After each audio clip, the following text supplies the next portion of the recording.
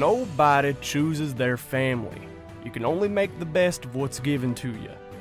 My name is Grotech Rank. I was born to someone who cared enough to leave me in the forest where my real parents found me. Their names are Kag and Rishka Rank, I just call them Mom and Pop. Orcs and a Tieflin, who'd have thought? Being a part of a small village, I'm not surprised at their ability to make the most of what they had. A few scraps of metal, words spoken, and they had a machine that can make steam. It wasn't long till I came into it myself, playing with little machine parts and chemicals. Everything my parents stand for, everything they work for, I'm proud to say is a part of me. As much as the rest of the village. They're my family. I'd do anything for them. And that's why I've come to Europa. My village fell ill not too long ago. Disease that turned anyone infected into a green-veined husk. I left for the day to forage, collect some food, help out. When I returned, everyone was gone. Abandoned. I thought they might have just left for the day or something, but never came back. Found out they were stolen from me. Now I'm here, looking to piece together my family that was torn apart. If there's one thing I've learned, you can never choose your family. Kyogen Drakus is my name. I've lived a somewhat normal life as a dragonborn. I was raised by humans on a farm, chopping wood and baling hay all day. It seems enough to bore one to death. But it was all worthwhile just to hear my sister. When Nia would play her lyre, it melted away the day and made crumbs a feast. Eventually I needed more and set out on my own adventures, playing guard at traveling entertainers. It wasn't all for nothing. Seeing new people, places, and things, one can't help but make bonds that last forever. That's just what I found in my friend Surai. Meeting an elf is rare enough, but being this close to one, it's something to behold. Once she left, I didn't have much reason to hang around and returned home. At least, I thought so. I returned to ash and fire as the farm was ablaze and the family dead.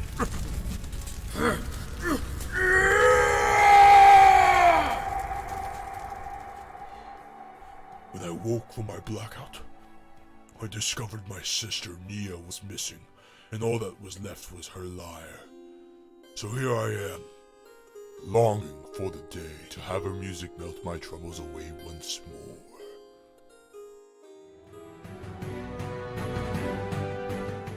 You. Hey, you.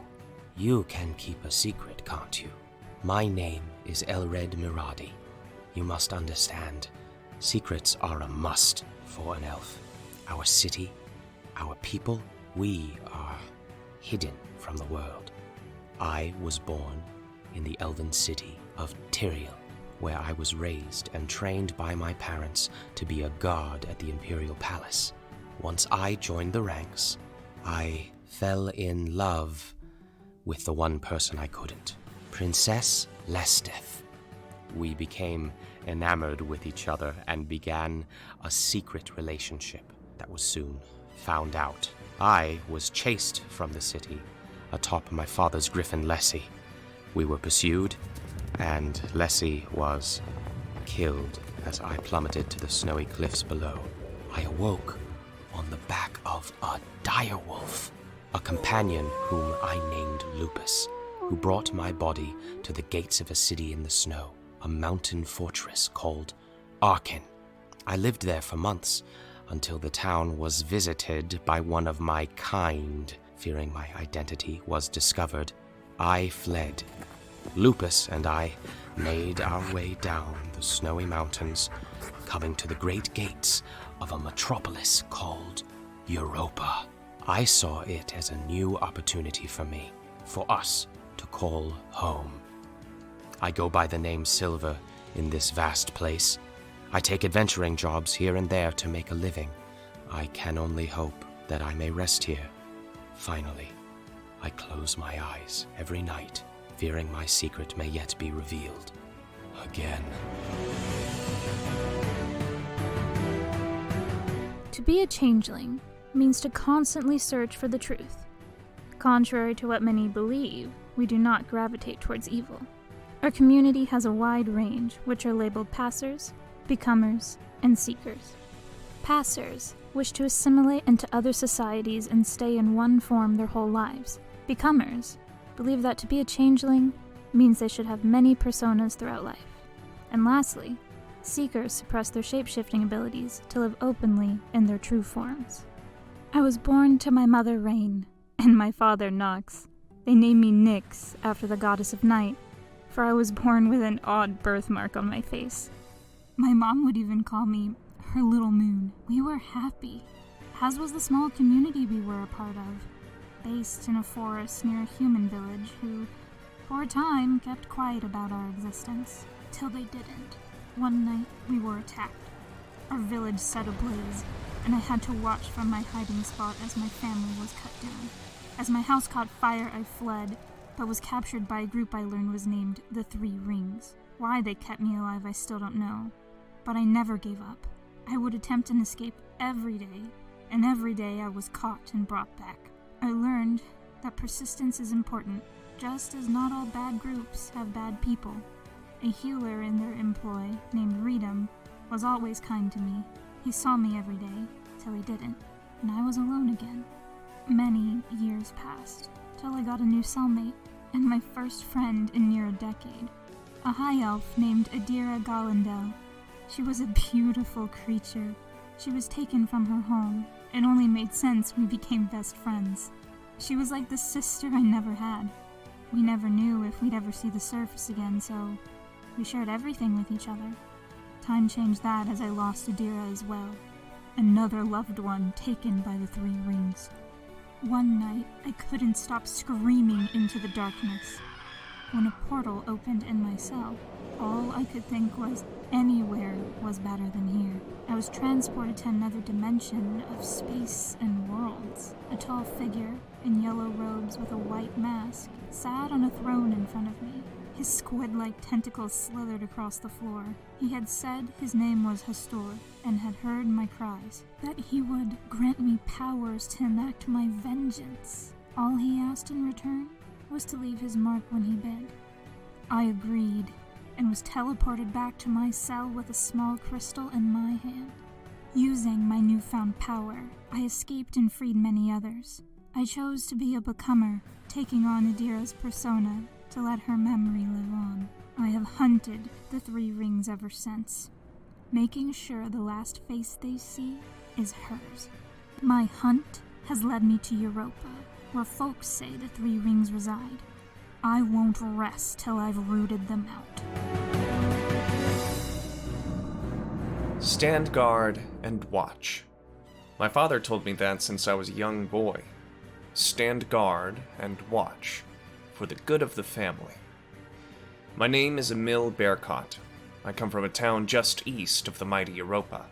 You might have heard of it, if only for the magic well. They say it's an entrance to a great labyrinth in the Underdark. Some say it goes on forever. All I know is that I stand guard outside my father's market and watch the brave and foolhardy climb in and never return. I've stood guard and watched my family make a small fortune from those rumors. My father started by selling rope to any outsider that would pass by.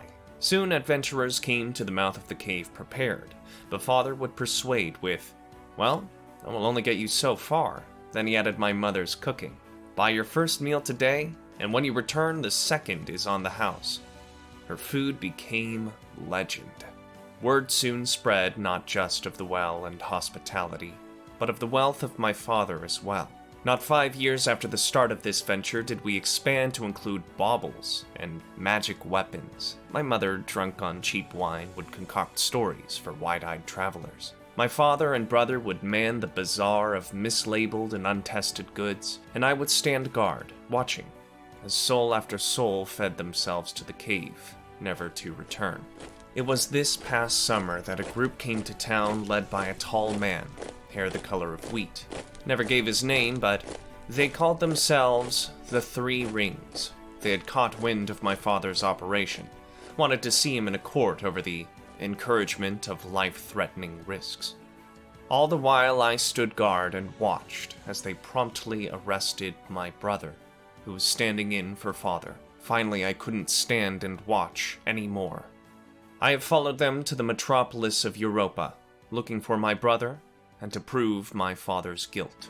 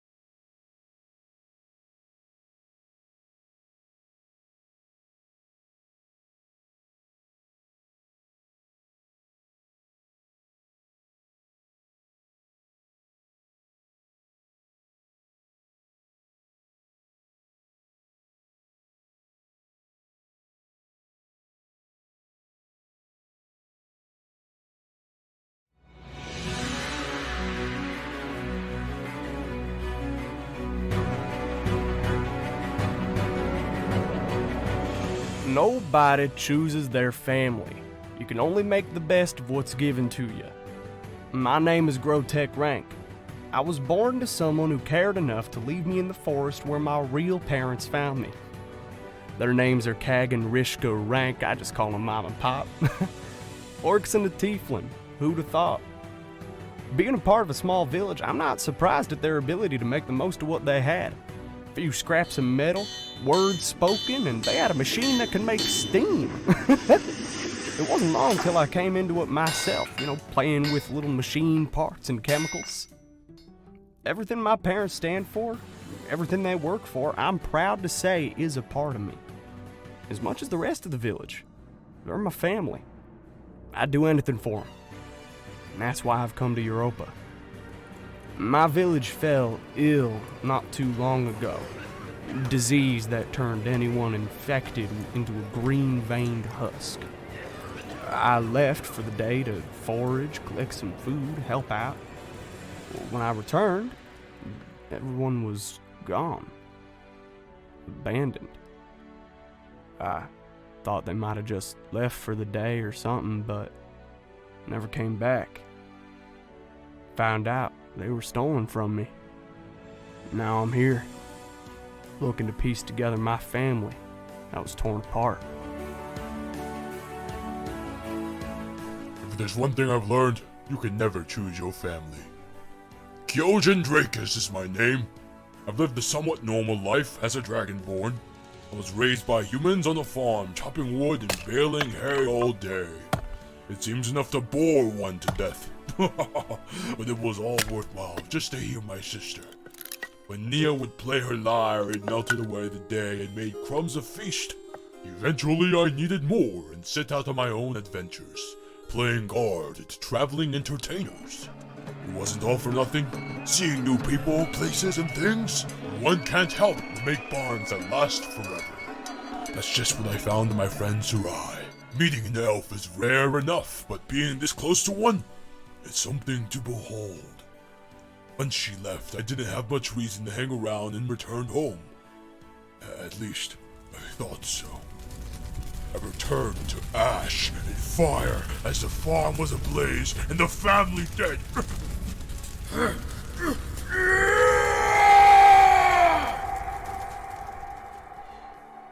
When I woke from my blackout, I discovered my sister Nia was missing, and all that was left was her lyre.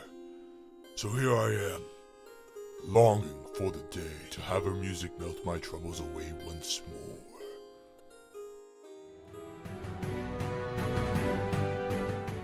You.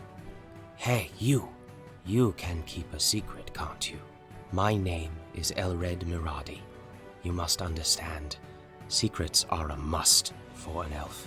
Our city, our people, we are hidden from the world. I was born in the elven city of Tyrael, where I was raised and trained by my parents to be a guard at the Imperial Palace. Once I joined the ranks, I fell in love with the one person I couldn't, Princess Lesteth. We became enamored with each other and began a secret relationship that was soon found out. I was chased from the city atop my father's griffin Lessie. We were pursued, and Lessie was killed as I plummeted to the snowy cliffs below. I awoke on the back of a direwolf, a companion whom I named Lupus, who brought my body to the gates of a city in the snow, a mountain fortress called Arkin. I lived there for months, until the town was visited by one of my kind. Fearing my identity was discovered, I fled. Lupus and I made our way down the snowy mountains, coming to the great gates of a metropolis called Europa. I saw it as a new opportunity for me, for us to call home. I go by the name Silver in this vast place. I take adventuring jobs here and there to make a living. I can only hope that I may rest here. Finally, I close my eyes every night, fearing my secret may yet be revealed again. To be a changeling means to constantly search for the truth. Contrary to what many believe, we do not gravitate towards evil. Our community has a wide range, which are labeled passers, becomers, and seekers. Passers wish to assimilate into other societies and stay in one form their whole lives. Becomers believe that to be a changeling means they should have many personas throughout life. And lastly, seekers suppress their shape-shifting abilities to live openly in their true forms. I was born to my mother Rain and my father Nox. They named me Nyx after the goddess of night, for I was born with an odd birthmark on my face. My mom would even call me her little moon. We were happy, as was the small community we were a part of, based in a forest near a human village who, for a time, kept quiet about our existence, till they didn't. One night, we were attacked. Our village set ablaze, and I had to watch from my hiding spot as my family was cut down. As my house caught fire, I fled, but was captured by a group I learned was named the Three Rings. Why they kept me alive, I still don't know, but I never gave up. I would attempt an escape every day, and every day I was caught and brought back. I learned that persistence is important, just as not all bad groups have bad people. A healer in their employ, named Redum, was always kind to me. He saw me every day, till he didn't, and I was alone again. Many years passed, till I got a new cellmate, and my first friend in near a decade. A high elf named Adira Galandel. She was a beautiful creature. She was taken from her home. It only made sense we became best friends. She was like the sister I never had. We never knew if we'd ever see the surface again, so we shared everything with each other. Time changed that as I lost Adira as well. Another loved one taken by the Three Rings. One night, I couldn't stop screaming into the darkness. When a portal opened in my cell, all I could think was anywhere was better than here. I was transported to another dimension of space and worlds. A tall figure in yellow robes with a white mask sat on a throne in front of me. His squid-like tentacles slithered across the floor. He had said his name was Hastor and had heard my cries, that he would grant me powers to enact my vengeance. All he asked in return was to leave his mark when he bid. I agreed, and was teleported back to my cell with a small crystal in my hand. Using my newfound power, I escaped and freed many others. I chose to be a becomer, taking on Adira's persona to let her memory live on. I have hunted the Three Rings ever since, making sure the last face they see is hers. My hunt has led me to Europa, where folks say the Three Rings reside. I won't rest till I've rooted them out. Stand guard and watch. My father told me that since I was a young boy. Stand guard and watch, for the good of the family. My name is Emil Bearcott. I come from a town just east of the mighty Europa. You might have heard of it, if only for the magic well. They say it's an entrance to a great labyrinth in the Underdark. Some say it goes on forever. All I know is that I stand guard outside my father's market and watch the brave and foolhardy climb in and never return. I've stood guard and watched my family make a small fortune from those rumors. My father started by selling rope to any outsider that would pass by. Soon adventurers came to the mouth of the cave prepared, but father would persuade with, "Well, I will only get you so far." Then he added my mother's cooking. "Buy your first meal today, and when you return, the second is on the house." Her food became legend. Word soon spread not just of the well and hospitality, but of the wealth of my father as well.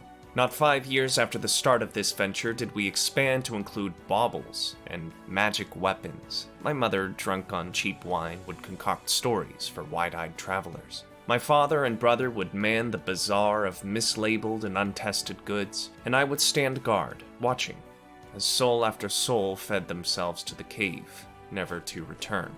It was this past summer that a group came to town led by a tall man, hair the color of wheat. Never gave his name, but they called themselves the Three Rings. They had caught wind of my father's operation, wanted to see him in a court over the encouragement of life-threatening risks. All the while I stood guard and watched as they promptly arrested my brother, who was standing in for father. Finally, I couldn't stand and watch anymore. I have followed them to the metropolis of Europa, looking for my brother and to prove my father's guilt.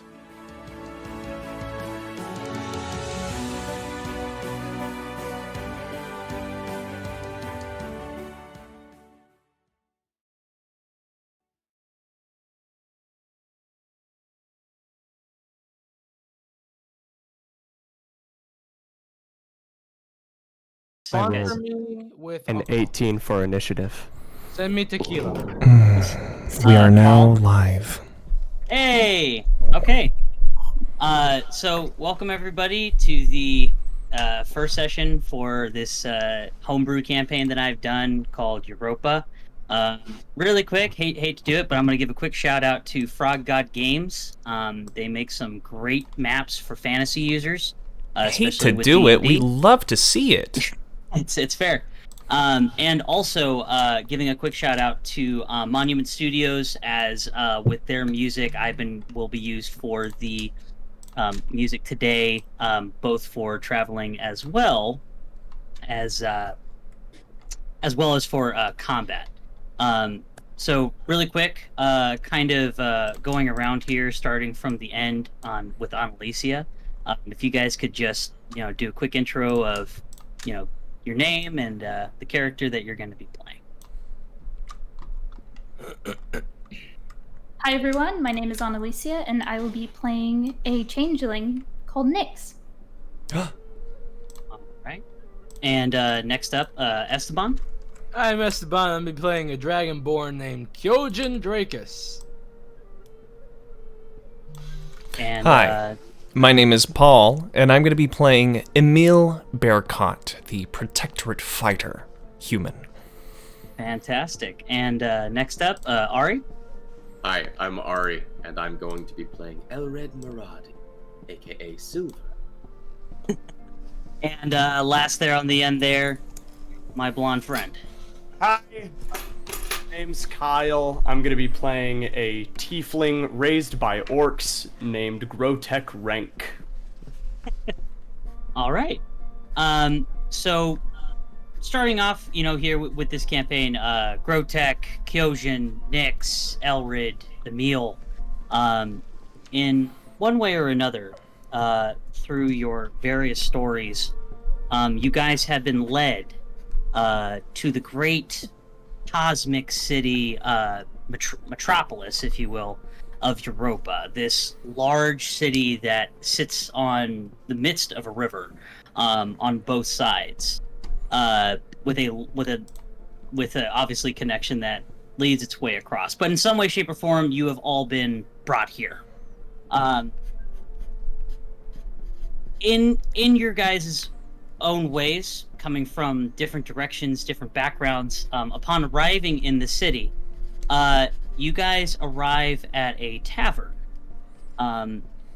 That upon inspecting its name, when you see from the street, you notice it is called Thor's Anvil, which for either because of hunger, because of your travels, the thirst that you've had, or possibly looking for information from what's going on amongst the community, you guys decide to stop inside. Starting with Elrid, the reason that you have come here as an adventurer here in the city, taking your odd jobs, you and Lupus together, this has been sort of the go-to place for adventurers in the city. Usually there's contracts or people come in with problems that, they're willing to pay adventurers to, solve. This being the reason that, you've decided to come here today. With Nyx, with Grotek, with Emil, and with Kyojin, more or less the general thing of just, you're tired, you're hungry, or some of the information in regards to someone you might be looking for has led you here to this tavern of Thor's Anvil. Whether it be because supposed connection or informant that you've gotten your information on told you that a good place to start would be here, or again, due to hunger from your travels, or again, even the thirst from your travels, or heck, maybe you're just feeling like downing a pint of ale or a quick alcoholic beverage, from the stressful day that you've encountered that has resulted in you, coming to Europa. So go ahead and starting with Elrid, since you kind of arrive here first, since you live in the city. On your way to Thor's Anvil today, you notice that there is a sort of a blind, cloaked, poor person, sitting outside of Thor's Anvil. He appears to have his hand out, just, waiting for someone to give him a gold or a silver or even a copper coin, in the hopes of, being able to buy whatever he needs. What do you do?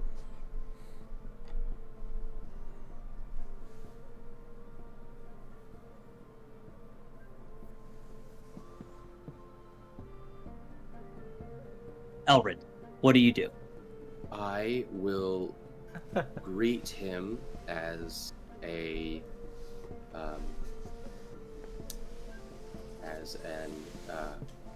friend, and give him my weekly gold piece that I will be handing off to whoever is outside. Okay. So as you kind of like clasp his hand and you place this, this gold piece in, he actually grabs your hand and pulls you in, almost to where he's like a whisper into your ear. And from what you can tell, he whispers into your ear, "Mors est Deo."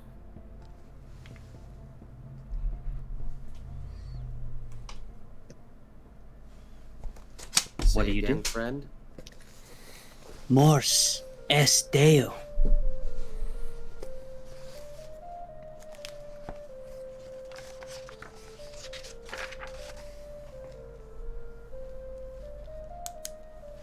I will smile, retract my hand, nod, and walk inside. So as you actually kind of pull back and just like, it's kind of like a, all right, because obviously you're just like, what the hell is this dude talking about? He actually stops you and puts the gold piece back into your hand and pushes it back to you. and then goes back to holding a hand out and going back to the begging that he was doing before. Interesting. And then you make your way inside. Right before walking inside, I'll look back at him one more time. Mm-hmm. Bless you. That was quite a musical tone. Of course. Nyx and Kyojin. Not that you guys know one another or anything, but the two of you appear to be coming from the same direction, walking down this very busy street. It's probably about 9 in the morning, 10 in the morning. The markets have just opened. People are in a hustle and a bustle. Coming from, your relatively small town backgrounds, and this somewhat applies to you, Emil, and Grotek. It's almost overwhelming, just, seeing all these people. Kyojin, you probably be a little bit more accustomed to being around people just because of your, working as security. But having to actually, make your way through these crowds, it's just almost overwhelming. Until eventually the two of you, whether you guys notice each other or not, find yourselves outside the inn that you've been told about, Thor's Anvil. Again, same thing. You guys notice that there is a blind, cloaked man sitting out front of the tavern, and he's just waving his hand back and forth. He appears to be a beggar. Starting with Nyx, what do you do?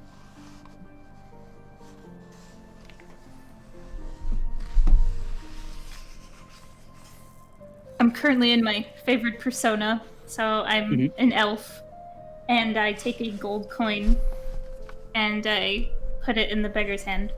So Kyojin, you watch this elf approach this cloaked being. Do you also do the same, or do you stay back and watch? Those are my only two options. What is the other option? Obviously, you could just go into the tavern. I was gonna say, I'll do you one better and get you a big pint of ale, sir. So, as Nyx, you go in to give him a coin, Kyojin, just in the middle of the street, says, "I will give you a big pint of ale, sir." As you place the gold hand into his palm, Nyx, again, he grabs your hand and pulls you in, and in a whisper says, "Mors est Deo." Can I do a history check on remembering if I would have heard that when I was captured? Yeah, in your history. Yeah, go ahead and make a history check for me. All right. Would you mind spelling that out and sending that to us? I couldn't hear it quite right. The term, I even hate to say it because I know a little bit of Latin and Gaelic, and it's bringing things into my head, but I don't want to. It's okay. Let me just give me a second to make that Let me roll. actually do, because I think honestly, I hate to say it.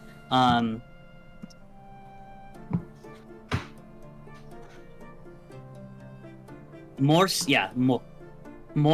est Deo. M-O-R-S-E. M-O-R-S, and then then it's E-S-T. Yeah. And then D-E-O. Got it. Okay. That's a 6. That's 6. All right. So, in trying to think back, Mors est Deo. Have you ever heard, such a term? Unfortunately, no. Nothing that you can really necessarily recall speaks to have ever heard a phrase as such. So, what do you do? I keep it in my memory. Okay. And I go into the inn. So, Slash so then as you try and just pull away after giving him the coin, once again, he has your hand. He puts the coin back into yours, closes your hand, and pushes your hand gently, like not aggressively, but like pushes your hand back to you.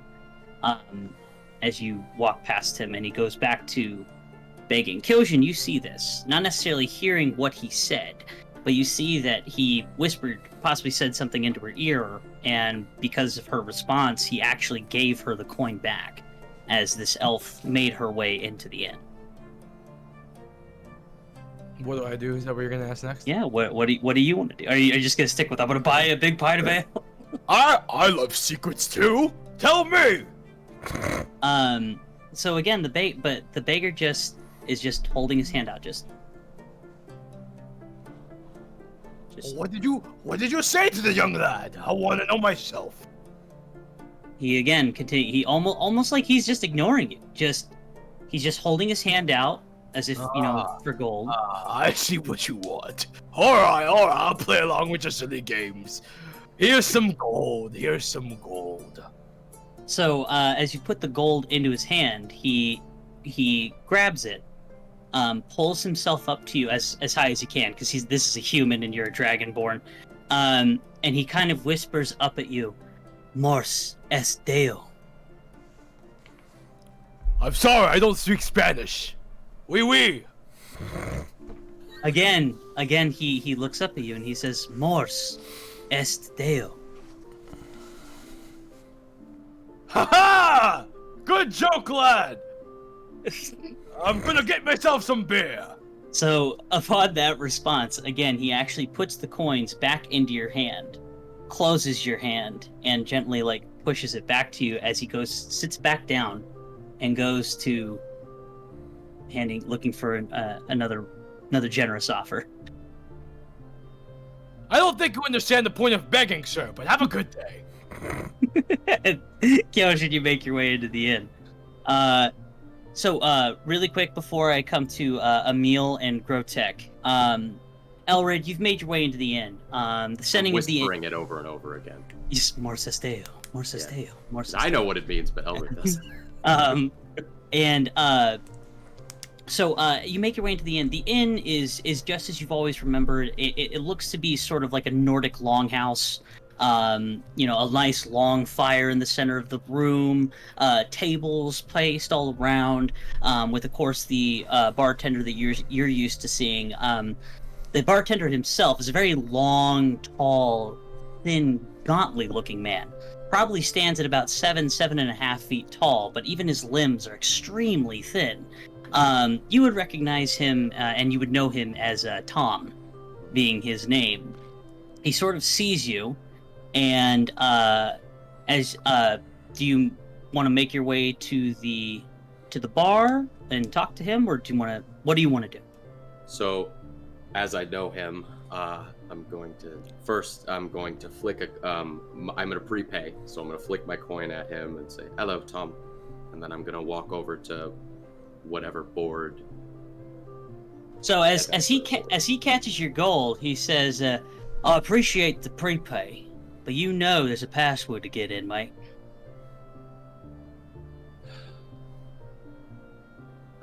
He's like kind of ways like, "Come on, mate, check-in's over here." Should I make a roll to see if I remember what the password is? Give me a history check. Gotcha.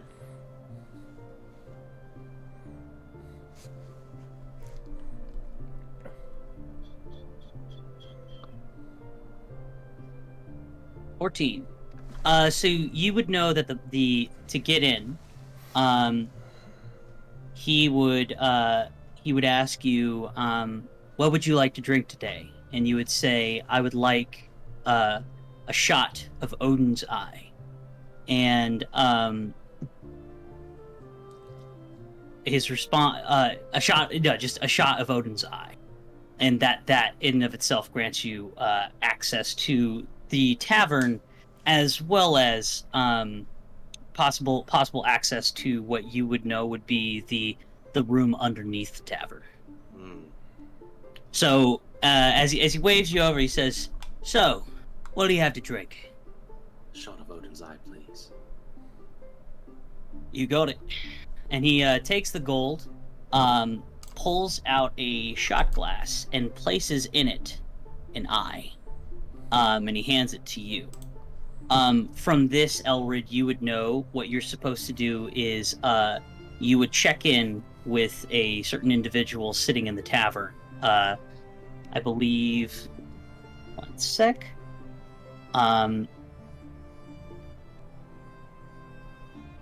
Sorry, just consulting my notes real quick, so I want to make sure I'm going to give you the right person.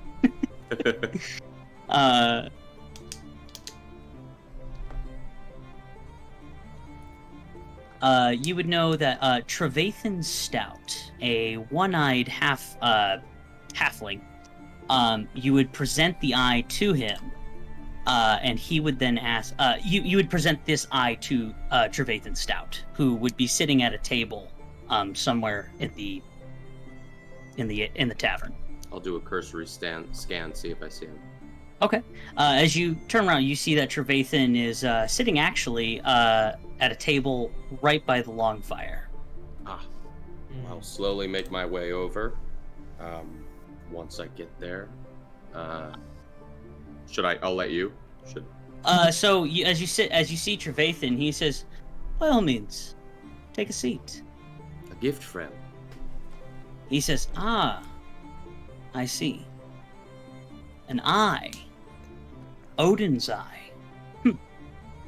If you don't mind my asking, what would you be willing to give up for the pursuit of knowledge?" Make a history check.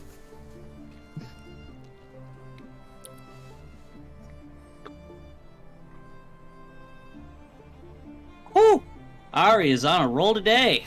So, you would know that the response would be either similar to what I would give up only what a god has given up, because Odin himself gave up his eye for knowledge, or anything more than that. But at the very least, something similar to either my eye or only I'd give up what the god has given. I would say only my eye. He says, "Well done. If you need Elrid, you can access the back door. They'll let you in." So he takes the shot and actually picks up the eye himself, tosses it into his mouth, and eats it. I'm gonna give him a wink, and then I'll keep going further in.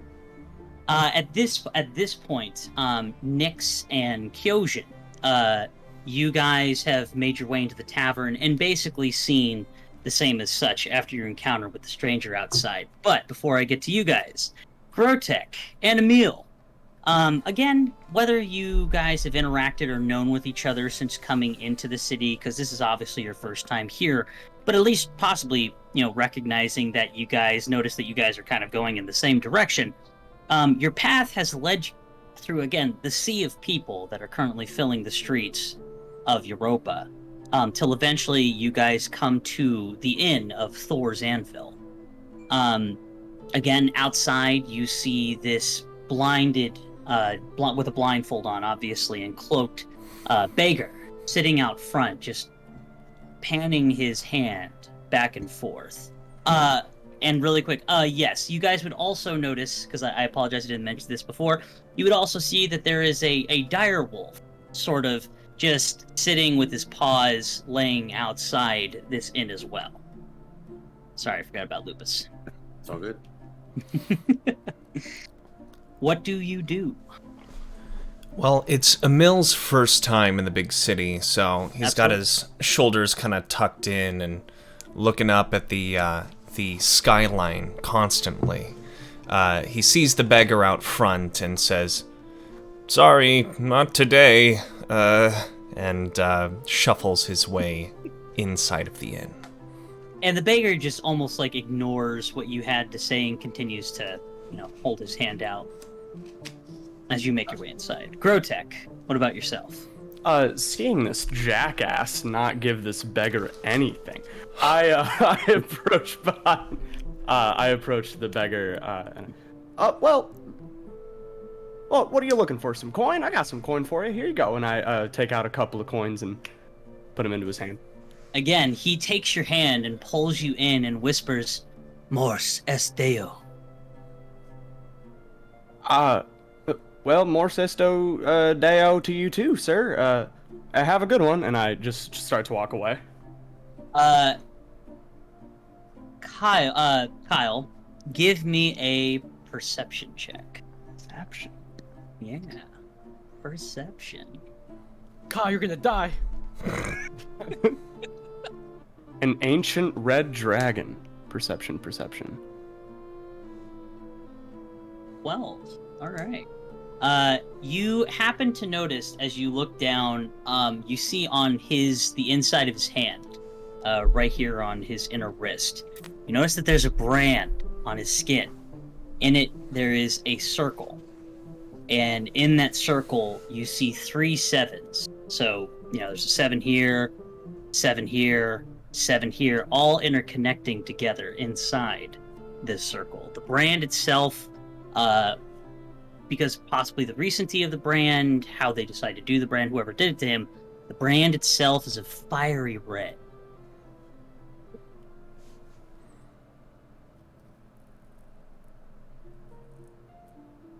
Yeah, I just, have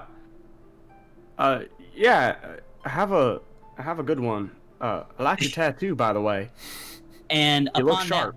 upon that response, again, he puts the coins back into your hand, closes it, and pushes your hand back to you.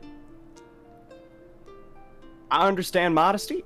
Here, and I just leave a coin on the ground, just like next to him, and I take a wide berth from the direwolf as I make my way inside. And as you actually make your way up the steps, you hear a clunk and a cling on the ground as you turn and see that the gold coin you had left sits at your feet. Mighty strange people in this city, and I put the coin back into my pocket and I make my way inside. Awesome. So to Nyx and Kyojin, you guys have made your way inside the tavern at the same time at this point. Kind of same description that I gave to Ari earlier. The scene looks, the inside of this tavern looks very much like a Nordic longhouse, a large hut that is designed to hold a lot of people. Basically, there's a long trough of a fire that sits in the middle of the room, plenty of tables stationed around a very large, eating/drinking area. And then off to the left, you see a very tall, thin, gaunt-looking bartender who, as the two of you come in, actually starts to wave both of you over. Good I job. go over. I'd like 4 pints of beer at once, sir. Your finest ale, if you will. Well, I You stay look- quiet, but I look okay. at him. He says, what business brings you lot to Thor's Anvil? And Get me 4 pints first and I'll answer.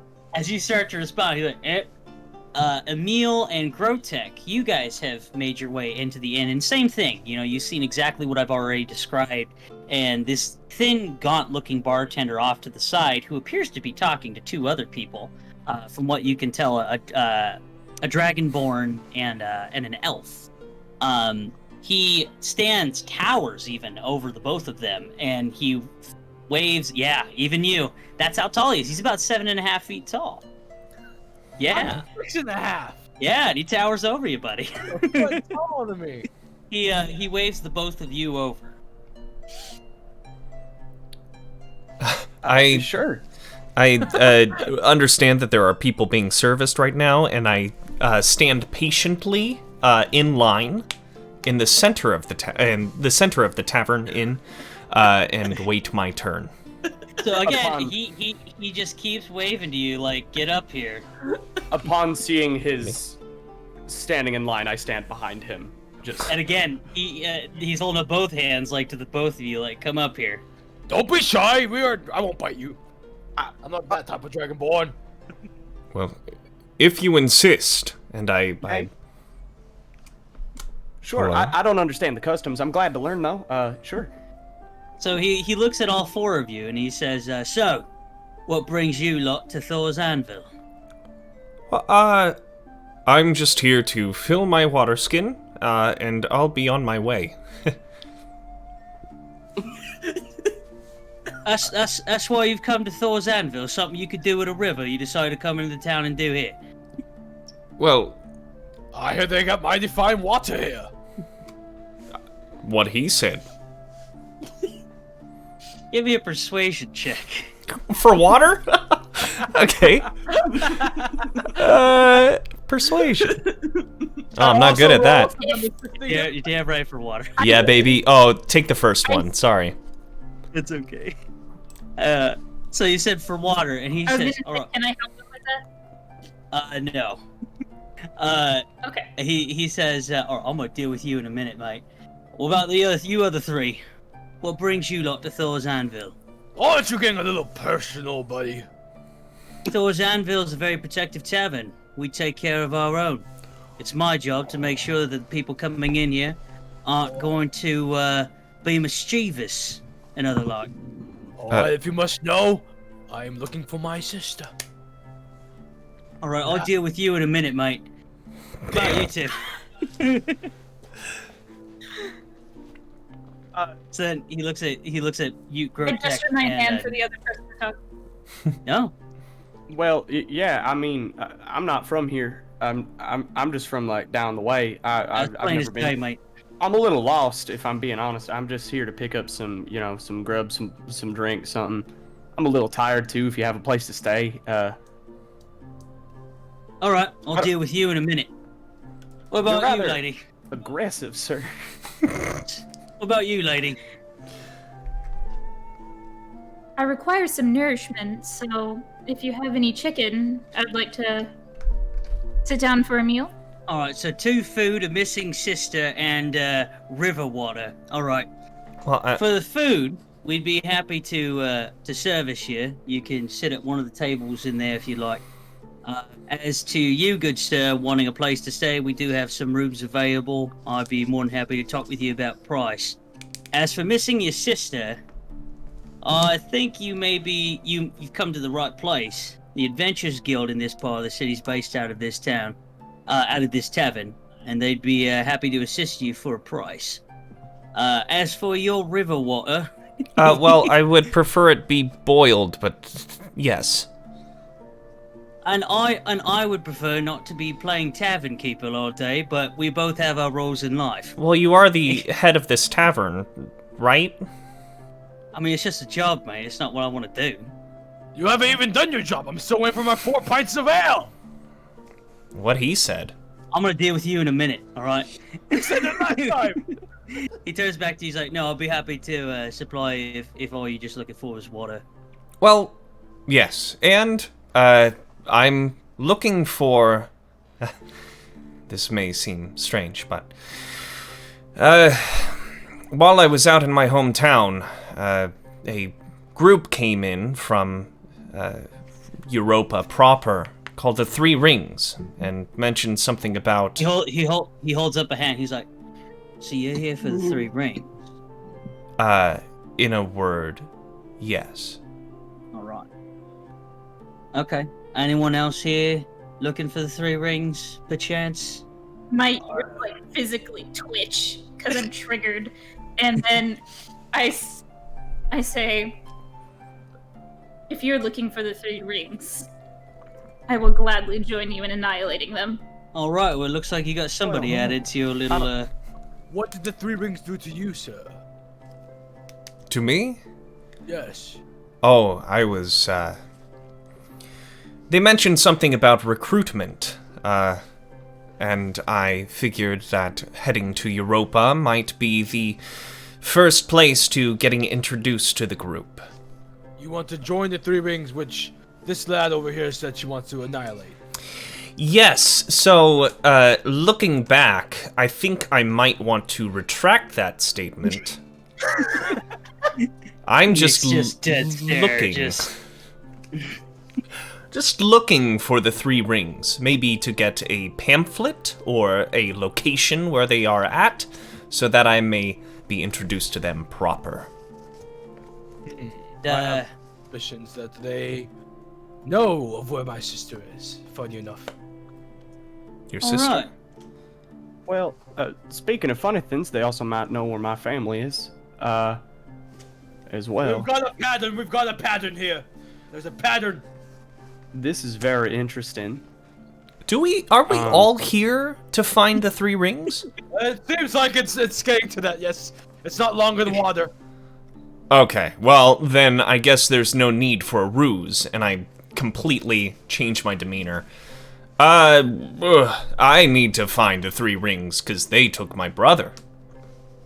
Well, all right. So, in one way, shape, or form, it sounds like a lot of you are looking for the 3 rings. Well, once again, you've come to the right place. This is the base for the Adventurers Guild. We also deal in a little bit of information. It's going to be tricky, though. Go ahead and take a seat out in the inn. I'll get you your pints. I'll get you your water. And for any of you, any other orders I can get while you're still up here? Do you have a turkey leg? I can get you some meat, if that's what you're looking for. And same for you, miss. You were looking for chicken or something like that? Yes. All right. And anything else for the tiefling gentleman here, or you, human? I mean, yeah, I could take some. If they're getting some game, I'll get some game. All right. Go ahead and take a seat out in the house, and I'll be out a little bit with your food and drinks. All right. Thank you very much. How about this table over here, all y'all? You can, yeah. Oh, gotcha. Yeah. But Are you inviting?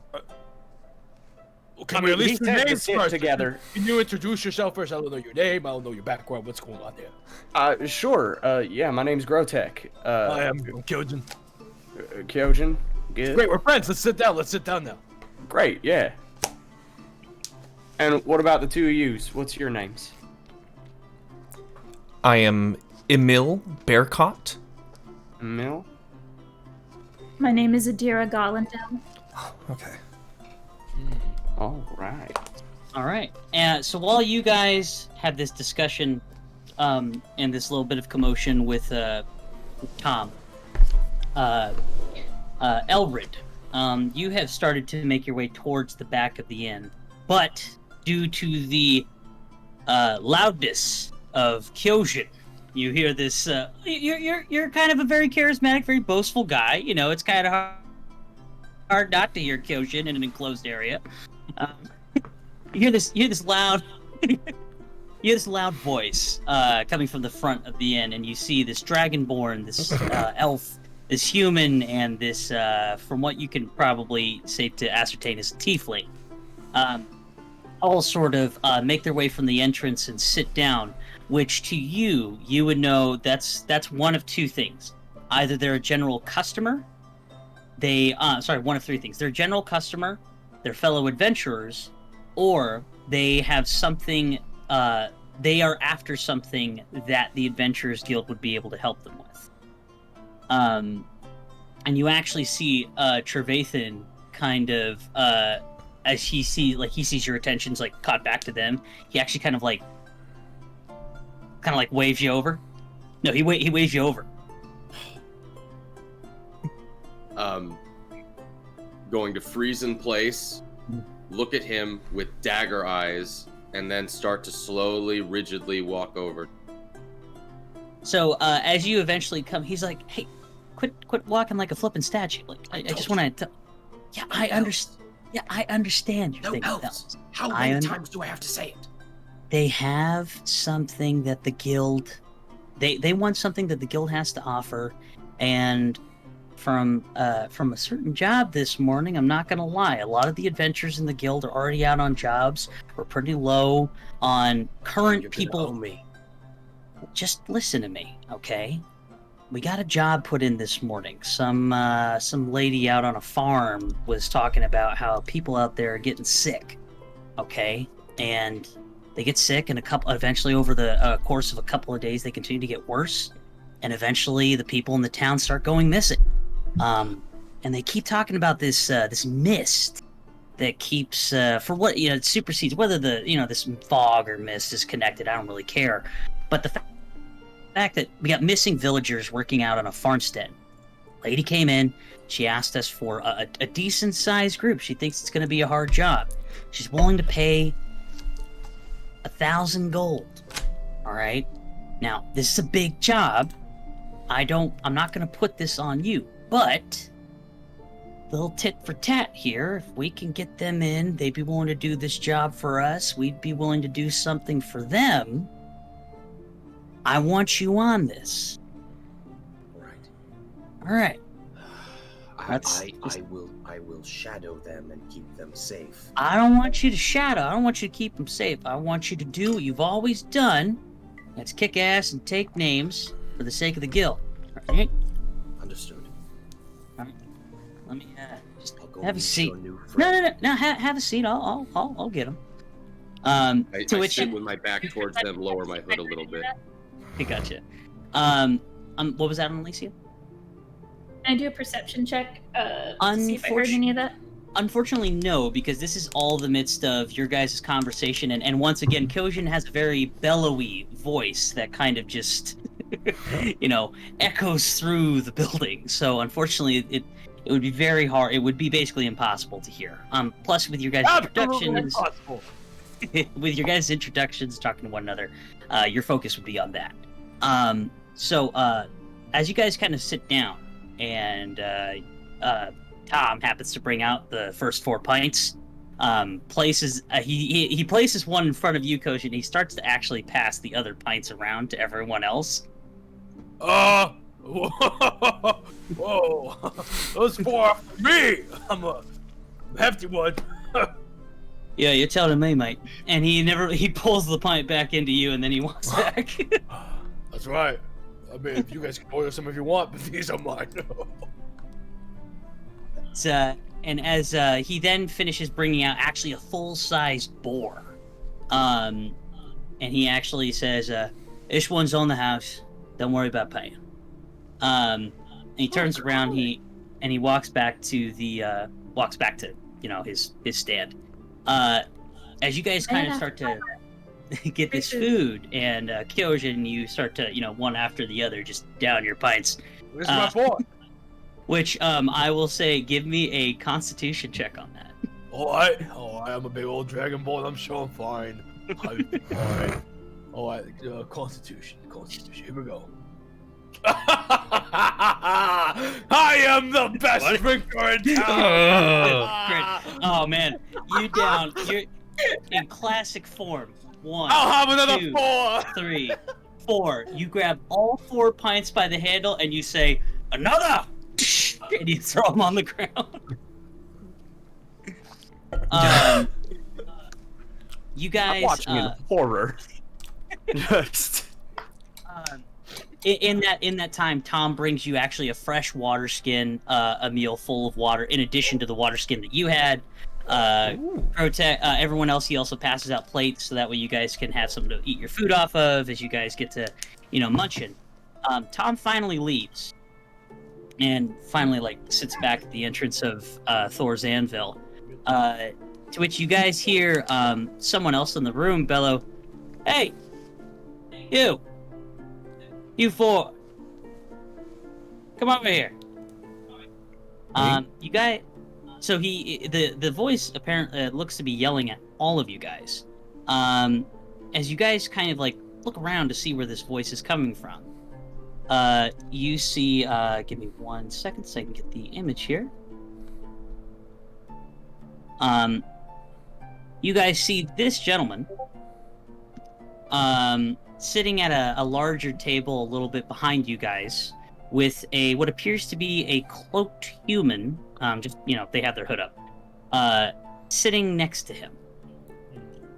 And he says, "I want to talk to you guys." Dutifully, Emil stands up and walks directly over to the beckoners. I suppose we all should go as well. Why? Pick myself up. Yeah. Is there something that you required of me? Well, actually, I wanted to talk to your whole little shindig here, if the other two would be so kind as to join us. Oh, we're no traveling party. We're new drinking buddies is all we are. Yeah, I don't want any misunderstanding here. Something in common for the moment. So A one-night stand, if you will. Exactly. All that being responded with you, Kyojin, is you're still sitting at that previous table, just like bellowing out over your shoulder as you're like eating the boar and whatnot. I'm almost done. I'll be there in a moment. Nix, do you make your way over, or are you sitting still with Kyojin? I get up and I make my way over Gotcha. next to Emil and protect. So this one-eyed halfling is just like, oh, we're gonna wait for your friend. As Kyojin, you're just going away at the boar on your plate. All right, I'm coming. He's like, there we go. Now, it's my understanding that the lot of you guys are looking for the 3 rings. Is that right? Who's asking? Well, he's asking. I'm asking. Yes. That's fair. We haven't necessarily officially introduced, I suppose. My name is Trevathan Stout. I am the representative for the Adventurers Guild here at Thor's Anvil. And I had been told that you all had some interest, one way or another, in the 3 rings. What do you know of these 3 rings? They seem to have an interest in snatching siblings. Well, before I divulge any of that information, My I'm ears twitch as I'm triggered, but I don't say anything. if I'm gonna scratch your back, I need to know that you're gonna scratch mine. A favor for a favor. I would be happy to scratch your back. I have sharp claws. I see. I wasn't being literal, for if that metaphor went right over your guys' head. What I meant to say was, if I'm going to give you some information that will hopefully help you in your quest, I would hope that you'd be willing to do a favor for me in exchange. Oh. Yeah, that makes a lot more sense. Why didn't you say that to begin with? Yeah, what was this whole scratch back incident? What's the deal? I'm still willing to didn't scratch your back if need be. I didn't realize metaphors were going to go over your guys' heads. Not many things go over my head. Alrighty then. What favors do you want from me? And who's that other fella that's not showing his face? Oh, he's just a ranger, a fellow adventurer who works with the guild named Silver. If you guys are going to be doing potentially, a job would be the favor that I was going to ask. I would want a member of the Adventurers Guild to be along to ensure that, everything runs smoothly to our standards. I start whispering Morse Desteo again. That seems fair. Are you just like whispering to people? I'm just whispering it, trying to figure it out to myself. Oh, you know what? Sorry for any of you watching who are D&D guys. I don't really do the whole passive perception thing. So, for you guys, if you guys want to hear what he has to say, go ahead and give a perception check. Right.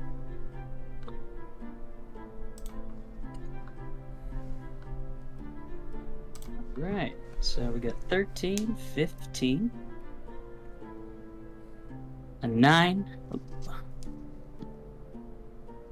17. Oh, Nick's stepping it up. So Emil, you're just able to catch that he's saying something. You can't necessarily hear exactly. That's exactly the face I'm looking for. Like, what's he saying? Exactly. Like, you can tell he's saying something. Like, something's coming out of his mouth. But you can't really understand what he's saying. For the rest of you, however, you guys are hearing this cloaked ranger, Silver. You're hearing him say just, Morsis Deo, Morsis Deo, Morsis Deo, Morsis Deo, Morsis Deo, Morsis Deo? Like, he's... I see you met the fella outside, yeah? Is this a Spanish-speaking region or something? No, and yes. Okay, I'm just gonna throw this out there, buddy. What the hell is this Spanish you're talking about? I've never heard of this language before. I've heard it's not that. Down below in south areas. I see. Well, I mean that's good to know. Actually, you know what? I didn't realize Spanish was a language. So thank you for that tidbit of information. Oh, you know them Spaniards. I don't know what Spaniards are. If they are the ones that speak Spanish, I'll take your word for it. Are I'll you do some more sure we digging. need these Spaniards. idiots? I might have heard it in my dreams. I don't know. Silver. Let's cut him some slack here. All right. Fine. Was that Okay. Brett? I So- register Silver's voice and log it in my memory to use as a mask or a persona later if need be. Okay. Good to know. So he says, all right. So I can give you a little bit of information. The Three Rings, they're a criminal organization. Really slimeball under the earth stuff. Each of the rings are a representation of the primarily, different religions that are run the world. One is I think it's an arm ring, for any Nords. I don't think any of y'all are Nords, but for the Nordic people. Another one is it's sort of a leafy crown for those Greeks. And then the other one is it's a crown of thorns. Supposedly they're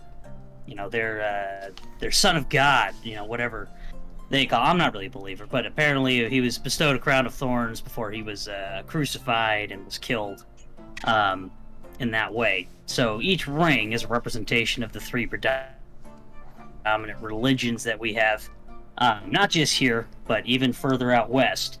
But also each ring is a symbol of the crimes that this organization commits. One ring is a representation for any and all jobs related to killing. One ring is a representation for any and all jobs related to buying and selling, regardless whether it's information, whether it's people, which it sounds like you guys may have run into. And then the last one is any and all things related to information, blackmail, things of that nature. And for the most part, all crime in one way, shape, or form tends to fall under each of these things that the Three Rings tend to represent. Now, why they would take your people is interesting, because from my understanding, the Three Rings are very interested in rarities, very what they would consider special. I just whisper, yes, I am well aware. Okay, so it sounds like very- at least one of you has had some sort of direct dealing with the Three Rings. But whether that's especially when it comes to taking people, persons, objects, their reach extends into everything of that sort. So, for example, one of you had someone taken from you, a sister. Are they also known to burn down the homes and murder the families? Well, this is something I have to. We need to try and figure out. So, yeah, who was the one that had their sister taken? It was me. My sister was taken, I believe. You're a Dragonborn. Is your family Dragonborn? No, I was Human family. Human. Interesting. See, that's interesting. They would probably consider you a rarity. I wonder if maybe they weren't necessarily after your sister, but they were more after you. A Dragonborn raised by humans on a farm? That's very interesting. You also, you seem to be a strong man. I'm sure there's probably some way that they would look to sell you to the highest bidder for whatever that bidder would want to do with you. So you assume that they murdered my family, stole my sister, in order to finally achieve and attain me? I think if your house was attacked and burned down, and your sister was taken, I think what happened was they botched their mission. I think they were going to your farm to look for you. You weren't there. In a way for them to accrue on their losses, they took the next best thing, which, did your sister do anything special? Was she an artist? Was she a skilled swordsman? Anything of This that lyre I carry with me was hers. So she's a musician. Beautiful singer and player. That's it. That's interesting. So that would probably be something they looked at. Since they couldn't get the gold, they went for the silver, and they settled for your sister. Have you ever thought maybe trying to lure you in as well. That could also be a possibility. Well pointed out, Silver. That could be a possibility. Someone else had something with the 3 rings in your dealings? Well, yes. They came to my small town with a bit of a different edge. I didn't consider them a criminal organization. They came to answer to the high crimes of my father. I didn't quite disagree with the message they brought, but in their haste, they arrested my brother as opposed to my father. You say crimes. What was it they said that your father was doing that was illegal? This foolish coercing of passerbys to throw their lives at a fool-worthy cause, jumping into the mouth of a great cave to which no one has ever returned. You come from the town with the black well, the black abyss well that people go into and no one's returned. Well, I'm telling you right now, buddy, they conned you. You're technically speaking, your father's doing nothing illegal. If anything, they're either looking to get rid of him or whoever they thought was the business owner, which it sounds like they pegged your brother for since your dad wasn't there. So that way they could move in on that and take that pie for themselves. Typical. Well, reason still stands. I don't disagree with them. My father, by some right, was making criminal action. Well, I mean, issues. We all have them, I understand. I don't love my father.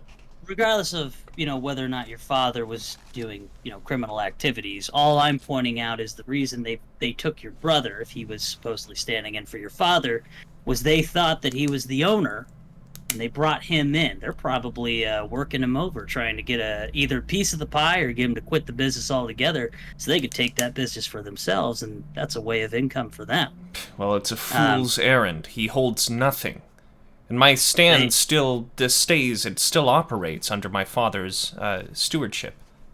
And that's probably something they've only just figured out. But again, that it would stand to reason if your father wasn't there. Again, they don't really have that much detailed information on that business that they took in your brother. For you, Tiefling, some about people in your village. Yeah, my village fell ill, and some of the foragers, they couldn't go out one day, so I left to gather some food and supplies, and when I came back, everyone was gone. Did you say ill? Yeah, they turned a sickly green, and to put it, I suppose most bluntly, they turned into husks of themselves. That is... He actually looks to you, Silver, and he's like, that is a damn coincidence. We actually, and this was the favor I was going to ask of you guys in exchange for, this information I'm giving you. But we actually just got a job this morning. That, I can't believe this is the same thing. The exact same situation. Was there any mist? Any fog that superseded this illness? Yeah, started appearing days before. Now, this doesn't come across to me as 3 Rings material. Now, they're all about abduction, they're all about murder, but getting a town sick, that's never really been, at least as far as I know, that's never really been a moniker of the 3 Rings. Never really been something they've looked into doing. I could be wrong. But we have a similar job that we got asked someone to put up for a job posting this morning. There's a farm a little bit outside of town, farm village, and same damn thing. They were telling us that a mist sort of started coming in over the past week. Sometimes in the morning, sometimes in the evening, sometimes in the dead of night. Now, they weren't necessarily being attacked, but the villagers started to fall ill. And especially over the past 3 days, villagers have started to disappear. Now, not everyone has fallen prey to what's happened. There are still some healthy individuals, very minute. I think it's only one family, which is where this job is coming from. But they paid us. There's a bounty for it, and if you guys are willing to do this on top of the information I'm giving you, it's 1,000 gold. Now, split 5 ways, it's about 200 gold apiece.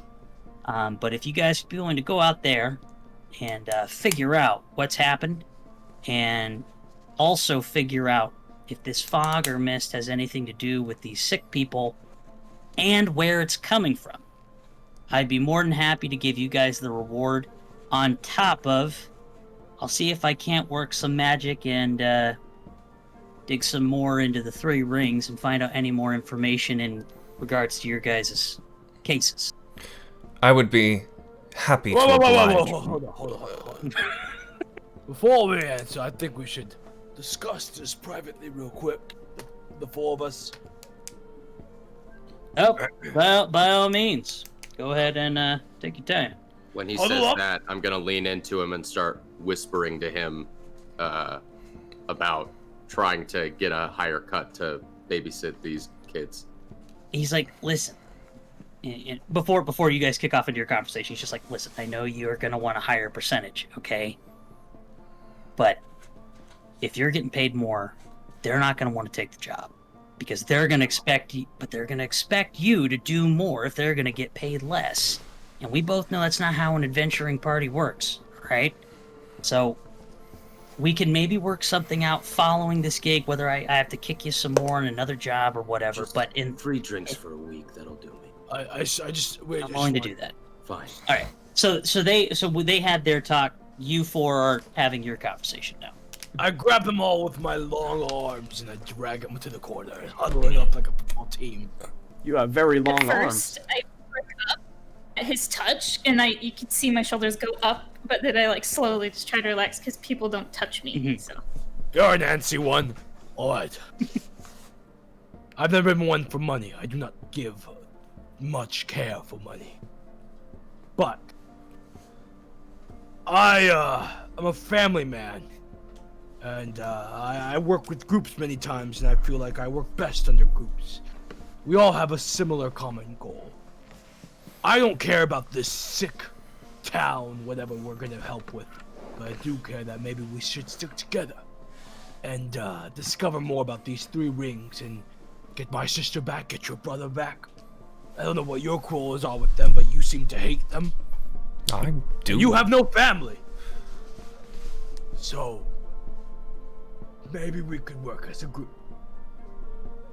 I just want to get my village back. If this is what brings me closer to that, then I'm all in. I like you. Information is my goal, but a little bit of gold doesn't help. It doesn't hurt. Sorry. I think it helps quite a bit. It does help quite a bit. Like I said, I don't give too much care for the goal. I will But happily we must take do your this portion. mission. Funny. No, I'll keep it. I'll keep my work. But if we have to go through this mission, get the gold, and do what they ask, just so they can help us with more information of the 3 rings, I am willing for this. That is worth more than the gold to me. Agreed. I despise the 3 rings, especially with my personal history with him. But I'm more than happy to make sure that my past does not become yours. So I'm in. Now, obviously, I'm going to have to be the protector. I don't see many of you fighting very well. But it's okay. I do not mind putting my strength at good use. I would be happy to lend my services to you 3. And then I will be on my way.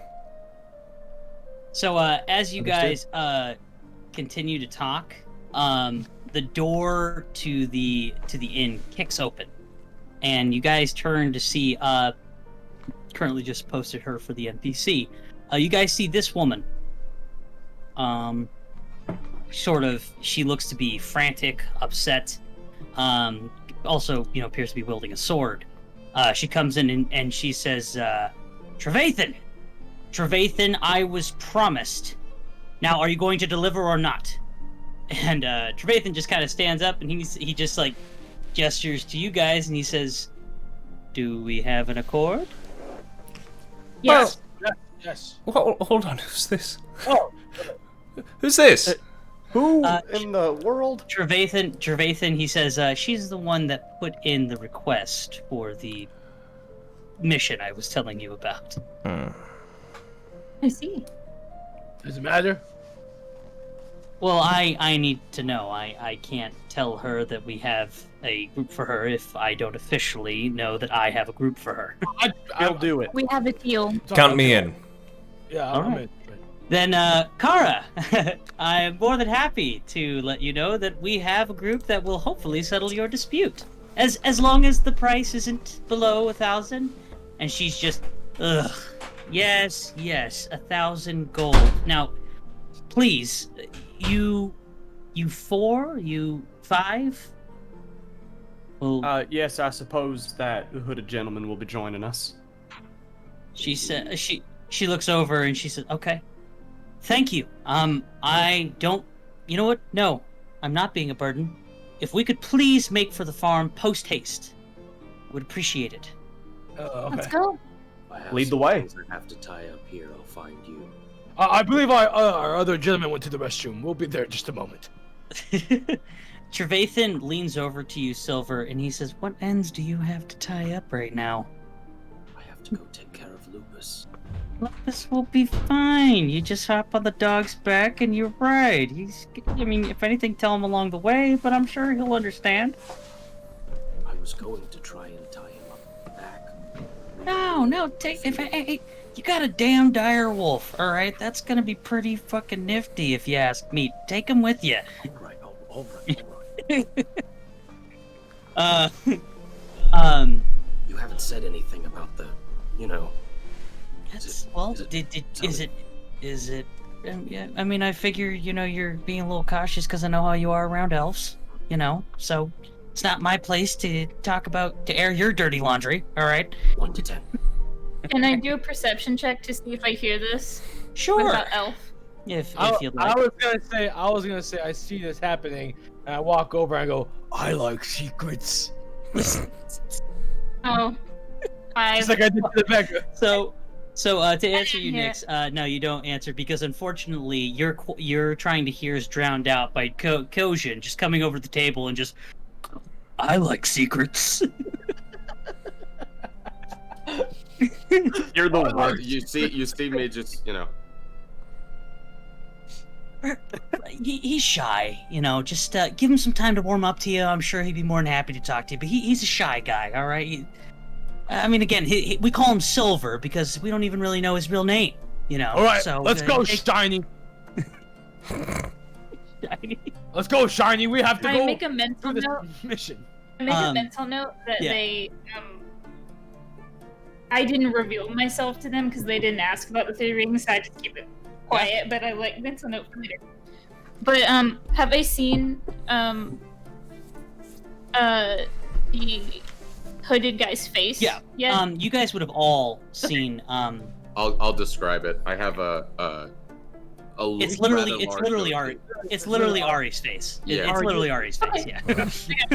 Just a little bit less scraggly. I saved it in my Yeah, memory exactly. As a map. But yeah, you guys would have all seen his face. If anything, that's actually all he's trying to let you guys see. If anything, with how he keeps adjusting his hood and everything. So Kara. Also, says, I'm eyeing this elf. Okay. Just good to know. So Nyx, if anything, you probably would spot from time to time that he's eyeing you, not mad dogging you, but you're catching that he's looking at you. Can I do a deception check to be checking that I know that he's doing this, but not showing to him that I It'd am? be a perception check, not deception. Perception, yeah. Just make another perception checks. Let's take a gander. 12. Well, Yeah. Yeah. you're able to catch. If anything, I will say it's not as inconspicuous. So Yeah, I'm not keeping my. It's pretty. well, obvious. no. For on her end, I was Okay. going to say that you would notice that she's kind of making eye contact with you every once in a while. So you're aware that she's aware that you're staring at her. Oh, Lord. Oh, kind of bitch. What? Cool. So you guys, so Kara again. So she's just like, great. Yeah, if we can go now, please. I really need your help. I'll meet you outside, and then I go to get Lupus ready. Okay. She says, I have a number of horses outside because I figured you guys would need help with transportation, but I really want to get back to the farm as soon as possible. As she's saying that, I'm just walking. Yeah. And she goes outside. I continue along. Can I make a roll to see if I'm already on Lupus's back? Oh yeah, no, you already get out there. You're on Lupus. As soon as like you get out there, Lupus is like, all right, it's time to go. Yep. He just gets up on all fours, like, I'm ready. Yep. Where we're going, bud? I'm ready. We're going. I give Oh him yeah. a pat on the head between It's the like ears. and as you do that, he's like, I'm a good boy. Yeah, I'm a good boy. This is D&D, right? Not Yes. porn? Okay, it's not porn. Yeah. Hold on, I have to get my actual Lupus. Oh. Good. Great. Really? I'll Right now, take my a- salad, Esteban? What? Word. What did you say? I mean, what? Okay. Nothing. Just I'll another take a joke. pint on the road, please. You taller gentleman, you. He brings a pipe to you, and he's like, drink it. No, drink it now. Drink it now. I'll watch. I like a challenge. Give me a Constitution saving throw. Son of a bitch. All right. Okay. All right, I'll take it. 13. So this one, you're not drunk, but you got decent buzz going with that last pint. little nipsy tipsy, little with the Yeah. nips. Yeah. So you guys make your way outside. Yep. There's Lupus. Hi, Lupus. Hello. Oh, good pup. Good body. You guys all make your way outside. You see that Silver is actually mounted on the direwolf. You guys all would have seen earlier as you guys came in. Wow. And there's a number of horses for you all to mounting ride on. As Kara just jumps on her horse and she's like, "All right, let's go." I hope there's a horse big enough for me. Hi. Now, how do you Can we do this? can we I've give never him ridden a a horse turkey? before.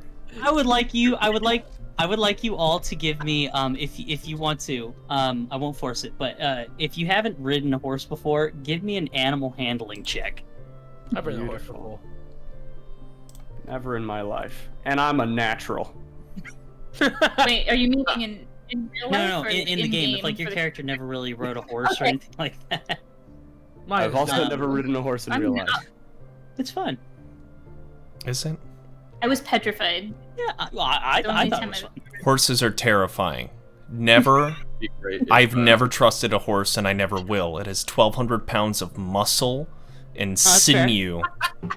All right. You look into So- its eyes, and it's just rage it would and be great if chaos. it Can I was It's terrifying. that? So really quick. Can I please reroll that? Can you what? I got it.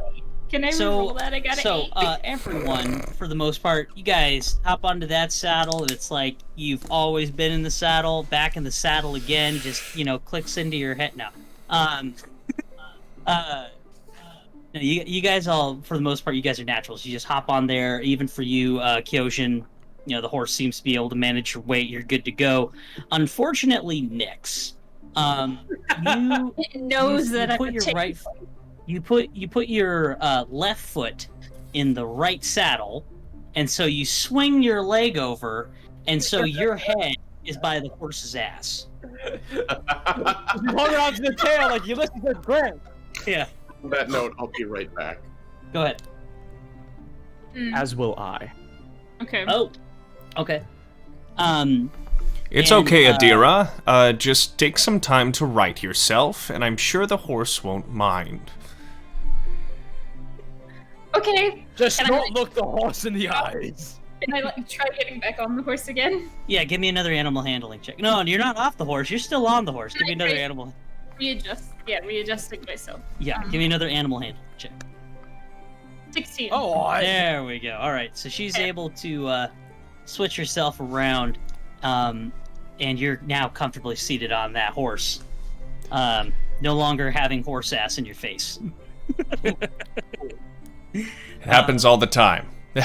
Trust me, I don't know how many times I've ridden reverse saddle accidentally. I say, this is D&D, right? You know how they say putting the cart before the horse? Well, you have to get the horse right to begin with. So, you know. That's fair. And you guys start, traveling off for essentially what's going to be about 4 hours. You guys travel outside the city. As you guys, at first, navigating through the streets of Europa, it's very difficult because there's so many people.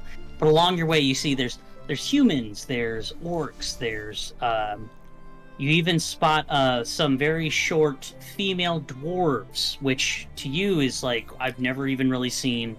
I've never seen them before. They all appear to play poker on Tuesdays. Fair. Excuse me, I know Dwarvish. If that is the case, Emil, then you would actually know Nordic, because there's no such thing as dwarves in this world. Okay. No, Nordic. Again, for all you D&D people, if you're watching out there, yes, there are no dwarves in this world. They are called Valkyrie, and they are dwarvish women. That is all. Yeah, it would be Nordic. Great. I understand and am familiar with the Nordic people. Then you would know. So let me discern that just real quick. The Valkyrie are not the same as Nordic people. The Nordic people they're humans that follow the same culture as the Valkyrie, but they are not like one and the same. They are two separate things. Gotcha. Yeah. So, as you guys are riding along, Kara sort of pulls back, and she says, so how long have you all been a part of the Adventures Guild? So you guys are still, like, traveling? Still working on it, but thank you for asking. I don't answer. Okay. Adira, sorry, I cut you off. Oh no, I just say about 5 minutes. I just try to be cheeky. Yeah, I just got here. I don't know. I barely knew what an Adventurers Guild is until just now. I don't know. Well, I wish I could say I'm surprised. I've known Trevathan for a long time, but I'm sorry if he roped you guys into this. I was honestly just hoping for some help. I don't want to feel like I'm roping some innocent travelers into something they're not ready for. I'm well prepared for combat. You need not worry about me. Okay. That's good to know. What's your name? My name is... Sorry, give me a sec. My name is Kara Harvston. And you can see the spelling for her character in the NPC. I was just trying to get pronunciation. Can I say it? Back. Kara Harvston. Kara, have no fear. We are happy to help in any way we can. I appreciate that. I have to say, what's been going on, it's been the most perplexing thing and scariest thing I've ever had to deal with. We actually had to kill one of our villagers. I don't know what it is. I don't know if it's an illness. But something has been slowly but surely making our villagers sick and turning them into these creatures. Their skin, their flesh becomes you can almost see through it to the flesh you- and bone underneath. Would you almost describe them as a husk? Yes, because they're definitely not the person they were before. The person we had to put down, he was one of the head farmers. He was a family man. He loved every single one of us, and he took care of us. And he became just a monster, flailing around. He tried to eat one of the children. We were left with no choice. We ended up, like I said, we had to kill him. And this happened over the span of a couple of days. We tried to tend to him. We kept him strapped down because we figured that whatever this illness was, like, it was changing him. But, we hoped that, we could heal him. But that ultimately wasn't the case. He had these sores, these strange wounds that started to open up that were emitting a dull green color. His eyes, even his tongue, all of which this matching dull green color, and it all seemed to happen as soon as this fog started to show up. Not entirely sure where it came from. We know that in regards to just its origin, where it came from, it seemed to protrude from the forest, a little bit to the north of us. Would just come out at different times of the day, no more than once, but at different times of the day, and slowly but surely. At first, it was one person. They had a fever, cough, and slowly but surely, these people started to change. For the most part, and this is the scary thing, they disappeared. We lost 20 villagers, not dead, but they disappeared. 20 villagers in the span of 2 days with this illness. Overall, we had a population of about 150 or so, give or take. Right now, there's just my family on this farm. Fortunately, none of my children have contracted the disease, as far as I can tell. I haven't. I haven't been exhibiting any symptoms. I don't know why. Believe me, I've been exposed to this thing as long as anyone else, but it hasn't affected me. I'm not entirely sure why, and thank God it hasn't affected my children either. But Any I'm of just you healers? Yeah. I dabble in some healing tonics and salves. Right. Um, We may be- Potentially, most of my magic is offensive. I'm no doctor. But have you tried masks and cleansing your hands?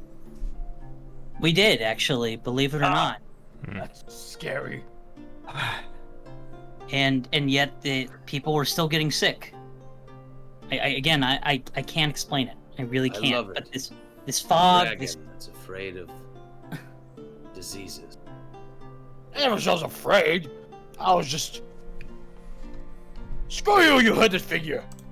all I can say on it is that Shiny boy. once a day for the past week, this mist has protruded from the forest. It's come onto the farm, and then after about 10 or 15 minutes, it goes away. And only since this mist has started occurring have people started to get sick and become these husks. Are there any cases on record of people recovering from this mist? I'm not gonna lie, your guess is gonna be as good as mine. Only simply because, as far as I know, at least around the territory in the city of Europa, we're the only town that, as far as I know, that's been experiencing this problem. And is there anything that you're doing especially to combat this mist? Your family has survived for some reason. Again, nothing that I can really think of. Whether I've made sure once the first person started to get sick, we took as a precaution handkerchiefs and whatnot, cover up our face. There's a river, as well as there's a well that we've had. Unfortunately, the majority of the people who've been washing, who I believe were getting sick, they were washing their hands in the well. I never liked the idea. I would always, myself and my children, I would send them down to the riverbank, and they would wash their hands there. But aside from that, that's the only difference as far as I know of. Still, any information is useful, and I think we should take caution and do as you do to hopefully keep ourselves from contracting this. Please do. The last thing I would want is, new adventurers, essentially tourists almost, getting sick because of, a job that they got wrangled into doing for the Adventurers Guild. I turn around, they see I already have a bandana basically covering everything but my eyes. Yeah. It's black. I don't know if this is going to help or hurt you, your morale right now, but you had mentioned that you're the only town that's been afflicted. This exact scenario happened to myself in my village as well. Yeah, just to the south of Europa, we the mist started coming in. A few of my people went sick, and then I left for just a day, and I came back, and we were a much smaller village, only around 20 folk, but when I came back, everyone had gone in the span of just me leaving to forage and coming back. I'm gonna try to use my knowledge of what I saw to try and help out, but I didn't ascertain too much from it either. Well, thank you. I had no idea that this was beyond my village. I'm so sorry. Just from what I've noticed of what's going on, it seems to be targeted at specific villages, because otherwise I feel as though we would all have heard about it by now, with it afflicting several towns or places at once. So can I make a history check to see if this is something that has ever been brought up by my parents when they were teaching me about the world? Absolutely, go ahead. Make a history check. As a traveler around the world, may I make a history check to remember if maybe I remember hearing some things traveling the world? We all maybe make history checks. Yeah, I would like to. If you guys want to, you can make. Kyle, since your village actually had to deal with it, go ahead and do it with advantage. So roll again. Oh, that's a 20, baby. Awesome. Hey. So for the most part, I can't actually. Your roll was a 16, Ari. So in regards to Paul, for Emil, you would have heard talk that there were a couple of villages, one to the south, south of where your village was from, as well as with Grotek talking about where his village is located. You would have probably heard mention of his village as well. That some villages were falling sick. Nothing too much in detail, but that would be the extent of what you would have heard. Nyx and Kyojin, unfortunately, nothing in your guys' real travels would you have heard about, villages dealing with, this kind of illness or people disappearing. So nothing there. Elrid, also the same thing for you as well. But for Grotek, because of your village, the biggest thing that you definitely would have noticed is exactly what I think I told you about earlier, is just the fog would only come once a day. There was never necessarily a specific time, but there would be time. If anything, the only pattern you would notice is that it was in the morning on one day, it would be in the evening the next day, it would be at nighttime the following day, and it would continuously rotate like that for the span that fog was coming into your village. But that would be the only pattern you would have noticed. So if you would have known the fog came probably at nighttime yesterday, you would know that the fog would come in the morning today. In regards to people getting sick, you yourself never would have. You hadn't. The disease, I don't think, would have got it as advanced as it had to where people were actually turning into. They were trying to eat other people. But you definitely saw them turning into these not deformed, but like these open sores with the green. Same thing with their tongue and their eyes. That they would turn this sort of a dark but lime green color. but that would be about to the extent of your knowledge from what you can remember. Right. And as far as like with healing or anything, as far as what your parents never would have really talked about it. Especially from what you can remember, the way they were reacting to the disease was the exact same as you. Like they had no idea where this was coming from, what was happening.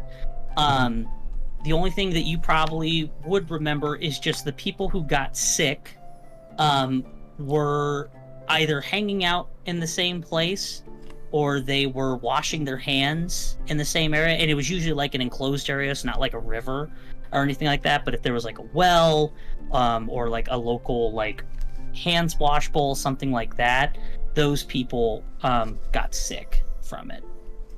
Gotcha. Okay. I would like to ask Kara, ma'am, the last time the mist came in, about what time of day was that? See, I believe it was the afternoon yesterday was the last time the mist came in. Why do you ask?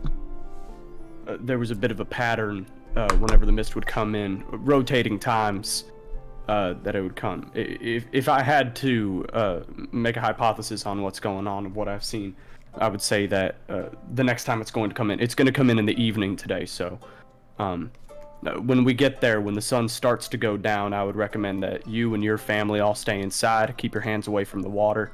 Don't go around touching more than is necessary. I'll come into your home and purify your food and your drink for you, make sure that it's free of whatever this disease is. And then we'll go about our business and try and figure out what this all is. Friend, Thank you. I'm going to need some as well. Repeat I'm that, sorry. Ari? Yeah. Friend, I am going to need some as well. You keep cutting in and out, Ari. I think you might need to sit a bit closer to the mic. Friend, I'm going to need some for my wolf as well. Yes, of course. I'll make sure that everybody's set up with some nice purified food and drink for the day. All right. After this general conversation, you guys finally, get to the farm. At this point, it's probably about 2, 3 in the afternoon. So by your hypothesis, Grotech, the sun would probably start to set and would be set by around 7 o'clock tonight. With you guys getting to the farm, she takes you guys inside. The village itself, it's a ghost town, like just empty buildings, completely vacated. Just not a soul or a sound to be heard aside from the footsteps by with the animals that you guys are riding on. Slight wind that is kind of blowing through. Until you guys finally get to her farm, which is on the other end of the village. Very large property. You can see she has some fields for corn, for wheat. Even she cooks to have some for like vegetables, cabbages, tomatoes, stuff like that. She points as you guys make your way through the town, she does point at, there's a well that's kind of in like the town center. And she says that's the well that those who had been getting sick, had been washing their hands from. She gestures kind of to the west of where the farm is. She's like, it's not too far, but that's the riverbank that I was recommending, that I was having my kids as well as myself wash their hands in. You guys would spot that is to the east. The river's to the east. That is the same river that is then flowing down into Europa. Just a note on that. And she points to, again, far, not that far, but a little far north of where the farm is. You guys can see a thick, luscious forest of pine trees for the most part. And she says that's where the mist keeps protruding from whenever it does protrude. The direction that it originates never changes. It's always the same. It always comes from the forest. I don't even let my kids go there just because I'm worried, if this is man-made or creature-made or magic-made, I don't want my kids around it. So anytime, she's also said that the mist starts to come out, she has always made it an effort that she and her kids stay in the house. They close all the windows, they close all the doors, for however long the mist is out there, and then once it disperses and it's gone, is usually when she'll allow her and the kids to go out. Can we form a group huddle here? Yojin, get your big arms around us. Yes. I think I think more clearly when I have Kyojin's arm resting on my shoulders. Most do. Weirdly enough, I find that that happens to me as well. Yeah. So, are you guys huddling on your mounts, or are you huddling on the ground? Because I'm still on my wolf, and if you're on the ground, it's on the mount. Towering. No, bring your horses together. It's on the mounts, yeah. So yeah. Horse heads, and then Lupus's head is in there. The horses are a little uneasy, but Lupus is like, not gonna scare him. Not gonna scare him. I'm a good boy. I'm not gonna scare those horses because I'm a good boy. I want head pats. Great. I'm a good boy. I think Lupus is gonna lick one of the horses on the face, just like. He does. Oh, he does. He does. Like as soon as he gets up, he's like, I'm a good boy, and he licks the horse opposite him. I think Lupus is rock hard right now, and I'm uncomfortable. This is porn. That's the vibe I'm getting. I don't like this. Girls, so she's like, "Hey." So you guys are in a group huddle. So quick reminder to me because I forgot. What is our job here? Are we investigating the source of the mist, or are we just getting a report? I would imagine investigate. Okay. Since we're getting money. So it's coming from the north. We understand that. We know that any contact with the mist could be deadly to all of us, provided it could be. There is no indicator of what causes the transformation from a normal humanoid to this husk of a being. I say we do any precaution necessary to avoid the mist altogether. Be it we wait until the next wave of this... Sorry, what was that? We should also ask her how far it reaches. So if it's coming from the north, how wide does the mist come into the town? There's every chance that we... As DM, I'll let you know that in the conversation she would have had with you guys on your way there, she would said it never supersedes the village. So as far as its reach is, as far as its expanse, it is only the village. It never goes any farther than that, never goes wider than that. It's almost precise in that way, and if anything, she would have expressed that's exactly why she put in a request, because she's like, this doesn't seem like a natural fog, because a natural fog would be, random, but this seems very precise. It's coming from the north side of the village, but it's not coming from outside the village from the north. It's coming from the north. No, it's coming from outside the village. Okay. It is coming from the forest, and only that part of the forest. Okay. Mm-hmm. Which again, that's what led her to believe that there's something afoot here. So we can safely do a perimeter as long as the mist is not actively going at the time. I see. Okay. Mm-hmm. Possibly, yeah. Is anyone else bothered, or had the thought? Now, I'm not a smart man. I didn't really read much books growing up. We didn't believe so to begin with, but that's okay. Hurtful. But does it seem to anyone else that this fog has intelligence? Almost an entity of a sort? I would believe that it has a commander. At the very I would say just chuckles. it's probably sequestered and purposefully either impacting people and or it's an item or something. I think we should check out the well as well. The way it's not poisoning the water source. Maybe we shouldn't drink the water, though, I think. Quick question for Jeremy. Yeah. Sorry. I just wanted to ask, when the fog would enter my village, it was an approach, and then would it also have a retreat? Like, it would then... If anything, it would just dissipate. So it's kind of... Okay. Yeah, it dissipates, sorry. If anything, so the fog would settle into your village. It would be there for like 10 to 15 minutes. Wouldn't supersede, but at the same time wouldn't shortchange. It would just like linger in the village. And after about 10, 15 minutes, the fog dispersed. And everything appeared to be okay. But it never went beyond the village. And kind of also similar, the direction, which for yours it would be from the south. It would always come from that direction. It never came from any other direction. Right. So, Kyojin, on your idea that perhaps this cloud has some sort of thoughts of its own or its own intelligence, I think it's more along with what Emil said of it's being controlled by somebody, or it's being it was created for a purpose, but I don't think it itself is. Well, let's go find him and stab him through the face. Well, I like the sound of that. I do like that. The one thing that I'd like to do first is perhaps some of us can sit outside of the path of the forest, and see exactly where it comes from, and then we can pursue behind it. Now and you're go into the forest after it comes out.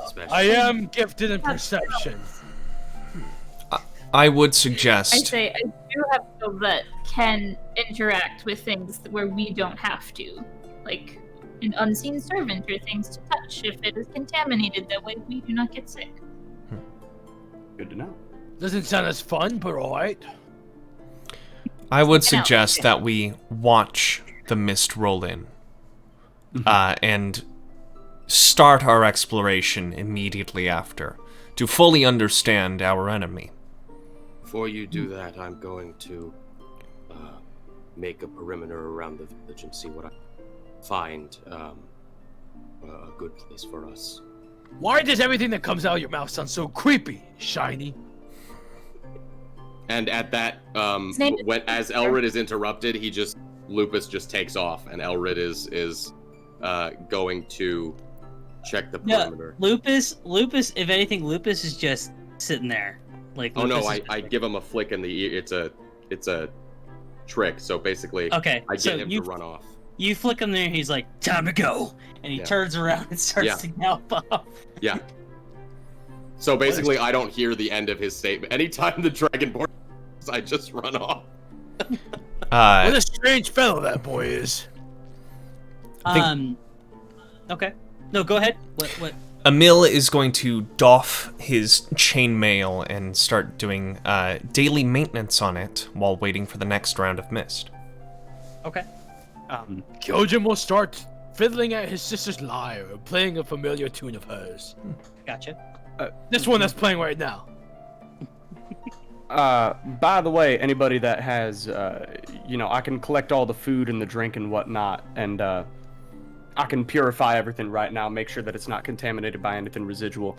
That way we all have safe food and drink for the rest of the day. And I say that to Kara as well. Whatever you're planning on giving to your family for the evening, go ahead and bring that to me now, and I'll make sure that it's all safe to eat. So she does say she lets you know that the food that she was going to feed her kids, they've had for well over a week.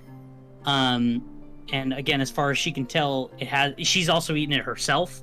It hasn't appeared to have affected them, but she also states that as far as she knows, it has never been exposed to this fog. Well, better to be safe than sorry, I think. And then I'll begin preparing purified food and water as a ritual, so it doesn't use up a spell slot. Gotcha.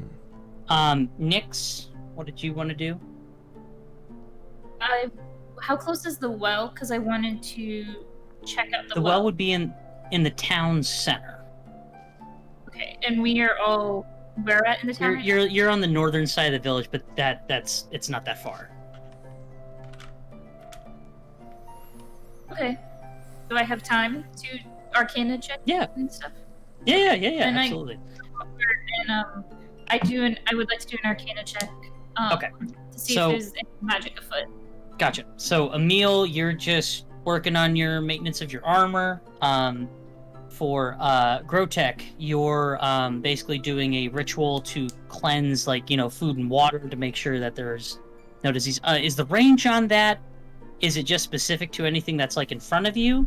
It's a 5-foot radius of me. Gotcha.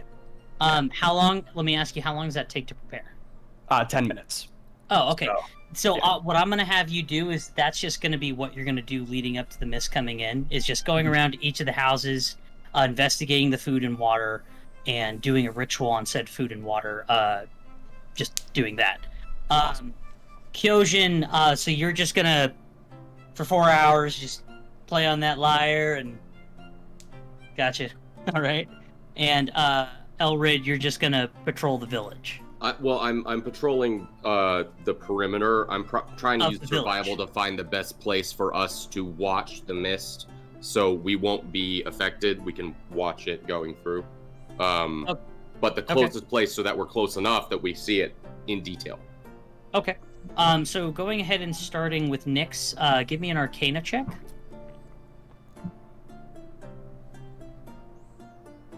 Okay. 18. So from what you can tell, there doesn't necessarily appear to be any magic, like coming from the well. However, I will say, give me an investigation check. Okay.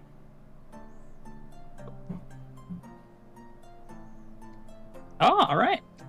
From what you can tell, the water looks to have some sort of chemical or something that's sort of like sitting on or amongst the water, kind of like if you let like hot cocoa or coffee sit for too long, there kind of appears to be like this like skin layer that sits on it. In the same way, you see that there's something like that with the water. It appears to be some sort of like mildew product that it looks the same color as the water. Even a quick taste test of just like and then you spit it out. There's no taste to it. But you can definitely see that this appears to be in and amongst the water in the well. For Kyle, with you going around and investigating, the food that you have found, for the most part, the food has appeared to be stored. There doesn't appear to be... actually, you know what? Give me an investigation check. Beautiful. Investigation. Woo! That's some good shit. 25. Damn. So what's going to happen is you kind of like similar thing, like you kind of like are going around, not necessarily like drinking it, but like taste of the water. You know, there doesn't appear to be a taste. Upon examination of some of the bread specifically, the bread for majority of the houses that you go to, the bread is a little damp. Now, I will say that doesn't, when you've investigated these homes, it's not like water's been spilt over for these bread that has been damp. But for one reason or another, the bread in each of these houses, for the most part, except for Kara's is the only place where the food, the water, the drink, like, there doesn't appear to be anything wrong with it. But with a lot of the other people in the town, in these village houses, the bread is a little damp. Tasting it, you don't really taste anything, but it's more like a bite, spit out, you know, because you don't want to ingest anything if there's something wrong. But yeah, it appears to be a little damp. When purified, does it change that property, or? Yes, upon purifying the bread, it dries. Beautiful. Ari, give me a survival check. Oh, just 11. 11? There isn't necessarily really, like, this is a very flat grassland region. So, hearing from what Kara had to say, there isn't like a viewpoint, if anything. Right. For you, what you would probably be able to deduce is either you guys find it would be a flat spot, a spot outside of town, and just watch, or because of how her farm is based, because her farm's the northmost building structure and is about 2 stories, you guys could set up shop in her house, and you'd be able to watch the forest come in, the fog come in from the forest. Since she's been unaffected, maybe we'll do that. I'll bring that to them. Sure.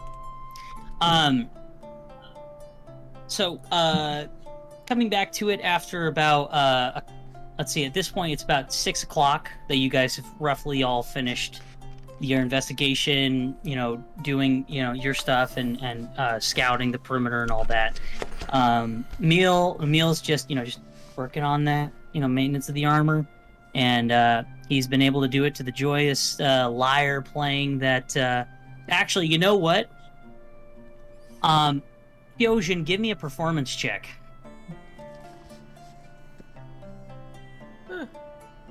8.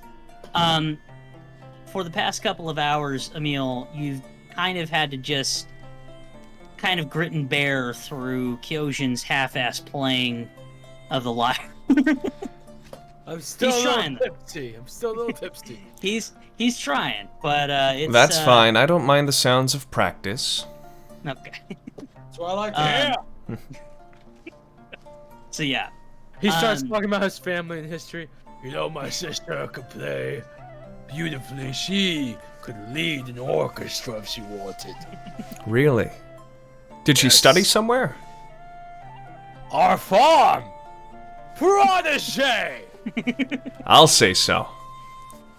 Not I! But I'll get there. Remembrance of her. I'm sure you will, Kyojin. I have the utmost faith in your performance abilities. You're a charmer. So after the practice and the maintenance, eventually you guys all sort of reconvene. It's about 6 o'clock at this point. What? There isn't a very good place for us to watch out for the mist outside. I say we to Kara, was it? Ara. to Kara's place and watch from. Still creepy. Good. I would ask, however, is there somewhere for Lupus to stay? I would prefer him not to stay outside tonight. I purified the food and the drink in one of these other homes. If you wanted for Lupus to stay inside of one of them, I can make sure that there's no way that the fog can get inside. Thank you. Can I pet your dog? Try. Actually, can I as well? Sure. Because honestly, if we get along, I wouldn't mind him cuddling up with me. I'm sorry, Dragonborn. So Lupus so- doesn't like your kind. so Lupus. I'll let the DM decide that. Lupus is just like, I'm a good boy. I'm a good boy. And as Kyojin, you start to get your hand closer to him, he's just like, I'm a good boy. I'm a good boy. I'm not gonna do anything because I'm a good boy. No, and you just gently like place your hand on his head, and he's like, I'm a good boy. I'm a good boy. You're a good boy. You're a And good then you kind of like pat him a little bit. He's just like, I'm a good boy. Can't stop rubbing his belly? No, because he's standing up. Maybe you can sit down. No, he can't. Because Elrid is still on his back. Really? But- All this time? Yes. Yeah, all this time. Because he's a good boy. All He is a time. good boy. But he likes and, the tiefling. And Grotech, as you start to pat him, like, it's almost like he's getting double, like, pets. He's just like, I'm a good boy. Oh, Oh, yeah, I tell him, you're such a good boy, you know Me that? too. Oh, I'm a good boy. So yeah, Kara answers your question, Elrid. She says, the biggest place we can either keep him inside the house, because she's like, fortunately the house is big enough. The only other place I would really think about putting him in is the barn, but I'm worried because the barn doesn't have. I worry that the fog could still possibly get in under and over the door, just because it's not like sealed. Well, Um, he should be fine in the house. He is a good boy. He's just, I'm a good boy. He's a good boy. So she says, but yeah, we'd be happy to Also, keep him in the if you house. jingle some bells, he'll fall straight to sleep. Bells? He likes bells. Someone mute me? No. Or did I Mm-mm. must have pressed the button that accidentally mutes. No, it's okay. You're good. I don't have any bells.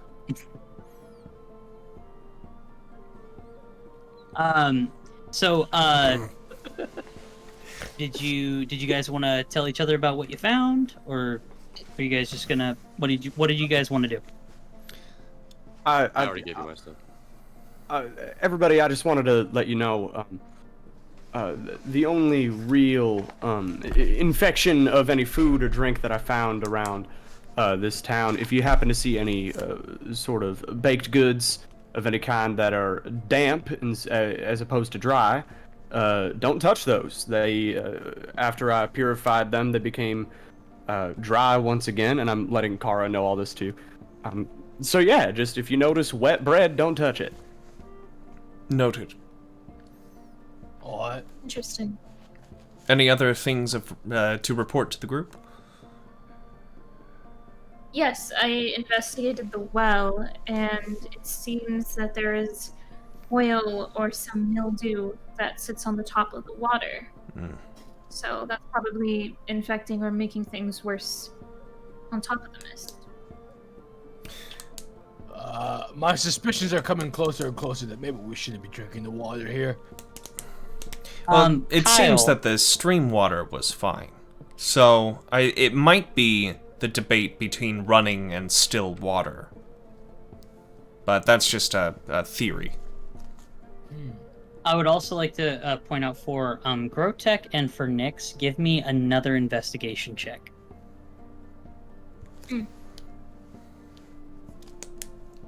Worse, an 11. And an 11. Ah. That's okay. Fortunately, you guys both... Yeah, make a wish. You guys both notice that in your investigation, with you investigating the water and with you investigating the food, you guys also sort of investigated the... for Annalise, it would most likely be the structure, like the exterior of the structures, since Kyle was going through the interior. With Kyle, obviously, like I said, yours is mostly the interior. The structure's interior exterior also seem to be a little damp. Again, as if covered in a mildew-like substance. Fortunately, like, you guys were able to, either using your water skin, like, wash your hand off with the water that you used to touch the building with, or if you were wearing gloves, like, wash that off. But you guys would have also noticed that, whether in the interior and it was on tables, counters, cupboards, even on the window, or for just the exterior of the buildings, for you, Nyx, you guys would have noticed that there's definitely like a mildewy substance that sort of dampens these areas. I relay that to everybody else. That is likely. I relay that. Yeah, we confer. That's likely more of the mist crat that's causing the illness that's going around. So I would just be wary of that. I will say all of the water inside of the buildings is absolutely fine to drink. So feel free to partake in that if you Did feel anyone thirsty. see to the animals? Talk with barns.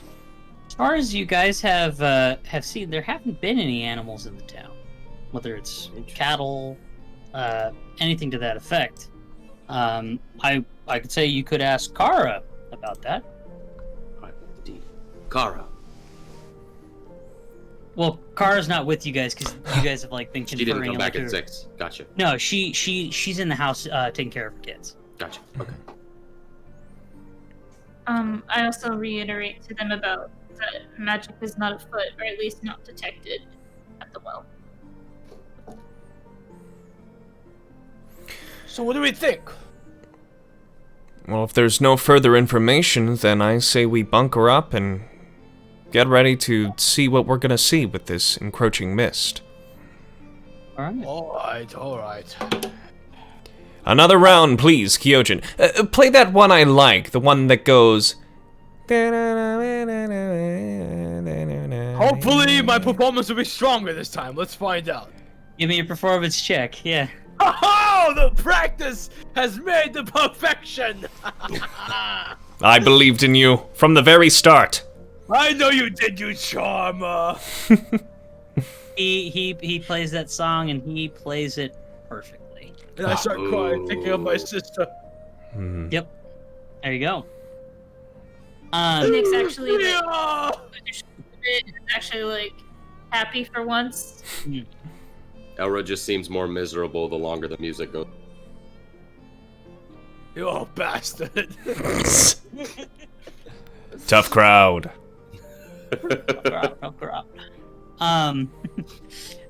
So you guys eventually, you make your way inside and you guys bunker up, waiting for the mist to appear. After an hour of just, Kyojin just playing that lyre and rocking it, just solidly. Same song, doesn't change the song. It's the exact same song. A loop. For an hour, exactly. Just, for an hour. Tomorrow I'll work on my other song. Exactly. I'll practice tomorrow. Then. I'm playing Yeah. with Lupus and a ball of yarn in the corner. Oh. If anything, you're actually like tossing a ball of yarn at him and it like bounces off his nose. Yeah. And he's got that stare of just what he's thinking the entire time. Like even though it's like nice, intimate eyes, he's still thinking, I'm a good boy. Mm-hmm. I am a good boy. Mm-hmm. Love it. I'm a good boy. I'm a good boy. It's like I am Groot. Is his name There's various levels of I'm a good boy, and they all mean different things. His name is Lupus. Lupus. I would like to use my awakened mind and talk with Lupus and give him I'm sorry, hang on. Finish that on Alicia. I'd like to, as I haven't come in contact with the direwolf, I want to give him one of my dry rations as a treat. And like, If you come near Lupus, we are going to have a confrontation. So, hang on. Let her do it, and we'll find out what happens. No, So- I'm saying that's what he's gonna do. He doesn't want her any.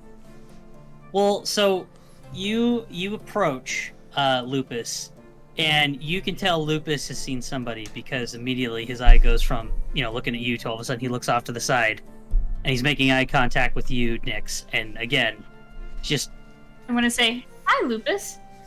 and he's just like, you can't tell if he's not necessarily growling, but at the same time he doesn't really seem to too keen that you're approaching him.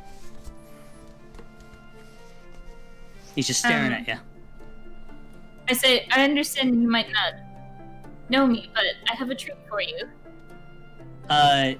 So you extend your hand. Are you visibly coming towards him? Yeah, so she's standing about 5 feet away. I would then stand up and that's sort it. of Well- in a parental guarding sort of. I gotcha. Like standing between your child and a stranger. Yep. But as soon as she extends the treat forward, Lupus immediately just casually just gets up, takes the treat, puts it on the I ground. would grab it from him. In which case he grabs it right back. I said, And- Lupus, And he's like, "Mm-mm, Lupus, my treat." Lupus, put it down. I would like to, in Elvish, telepathically with my awakened mind, speak to Eldred and say, I mean you no harm. I know you away. but I mean you no harm. I put my hand on my sword. To which point Lupus actually gets in between the two of you and starts to look up at you, Eldred. Lupus knows my hatred for elves. If Lupus is doing that, Lupus knows he's gonna get it. This has happened before. Lupus is going to get a what? A timeout. Like, Yeah, this has happened and- before. and- This happened and- in Arkan. And Lupus is looking right at you. Lupus, sit down. He doesn't sit.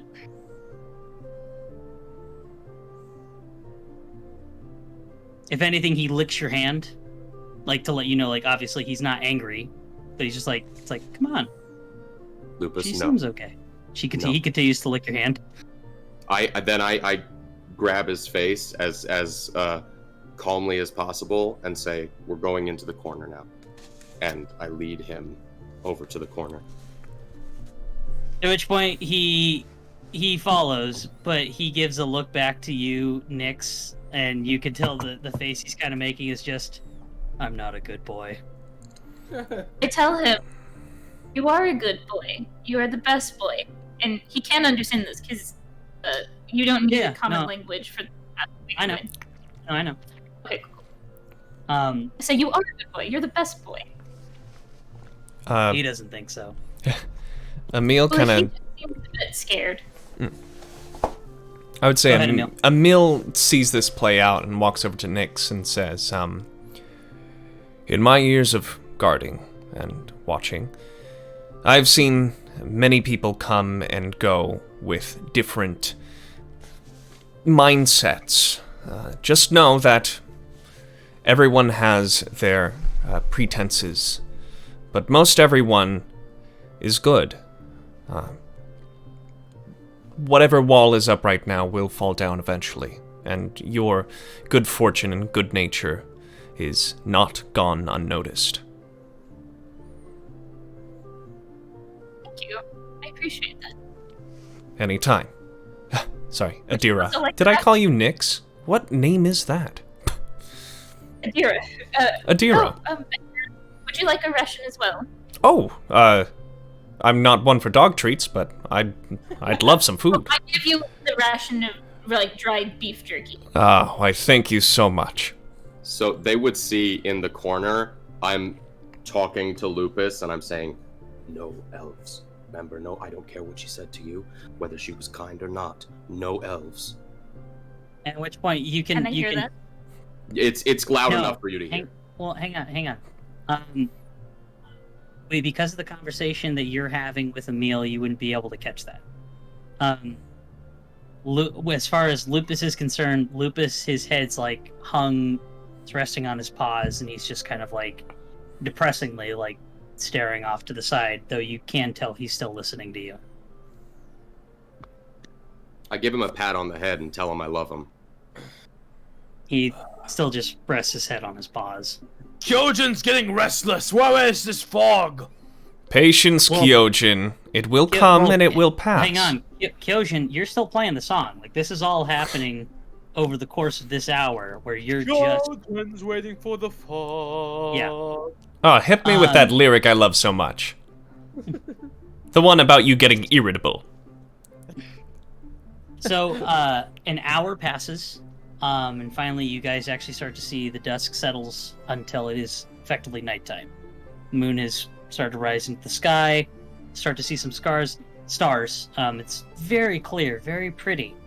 You guys kind of watch from your different windows, whether it's upstairs, downstairs, whatever, and you guys notice that, almost like clockwork, exactly to what Grotech's hypothesis was, the fog once again starts to spread out from the forest, and slowly but surely, eerily, creeps its way to the farm, past the farm, and eventually slowly makes its way and creeps its way into the village. This time, after about half an hour passes, and this time the fog actually starts to, rather than dissipate, it starts to actually pull back, till eventually it starts to rest in the fields just outside of the perimeter of the farm. So it's no longer in the village, but it is now in the farm fields around the farm, but it's not like in the perimeter of like the structure or anything like that. Can I make an Arcana check to see if there are any words up? Sure. I know I'm not a wizard or a sorcerer. I feel Sure. like I have some experience with it. Make an Arcana I would check. like to. Can I make a perception and see if I can see if there's something there that shouldn't be there, kind of thing? Yeah, sure. Ooh. Dang, Ari. What I did. Oof. Ooh. And you Well, crit failed. Yeah, that's not 23 good. and a 0. That's Yeah. not good. So, So yeah, we I have- know nothing. Yeah. You're if anything, your focus is just on, it's interesting to see fog almost act with what you can tell is like some sort of intelligence. Yeah, Like the fact that it hasn't dissipated, that it hasn't followed what Kara has talked about, what Grotek has talked about, even what you were informed on. Yeah. If anything, it's very interesting, and you're just focused on that. Gotcha. With Nyx, with Dira, with you, there doesn't appear to be any magic. There doesn't appear to be any magic from what you're able to deduce. And I know it's crit. It's auto success. There is no magic that you can tell.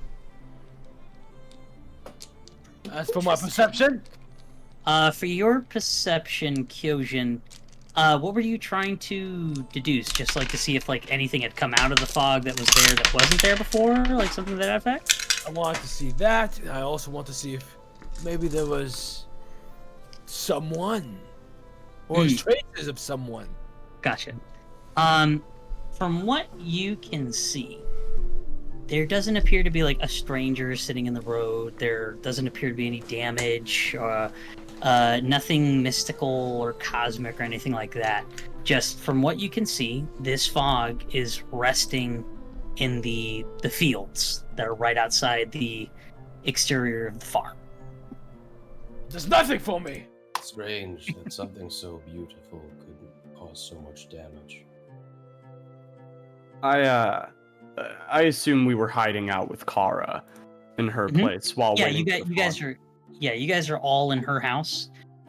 If anything, man, I'm so new to Artificer. Grotek, give me a I think it'd be a perception check. Give me a perception check, yeah. Sorry guys, for anyone watching, he's playing an Artificer, and this is my first time ever playing with one, so I'm still trying to figure out how to do his rolls for things. I'm actually playing one on a an different 8. game right now. Gotcha.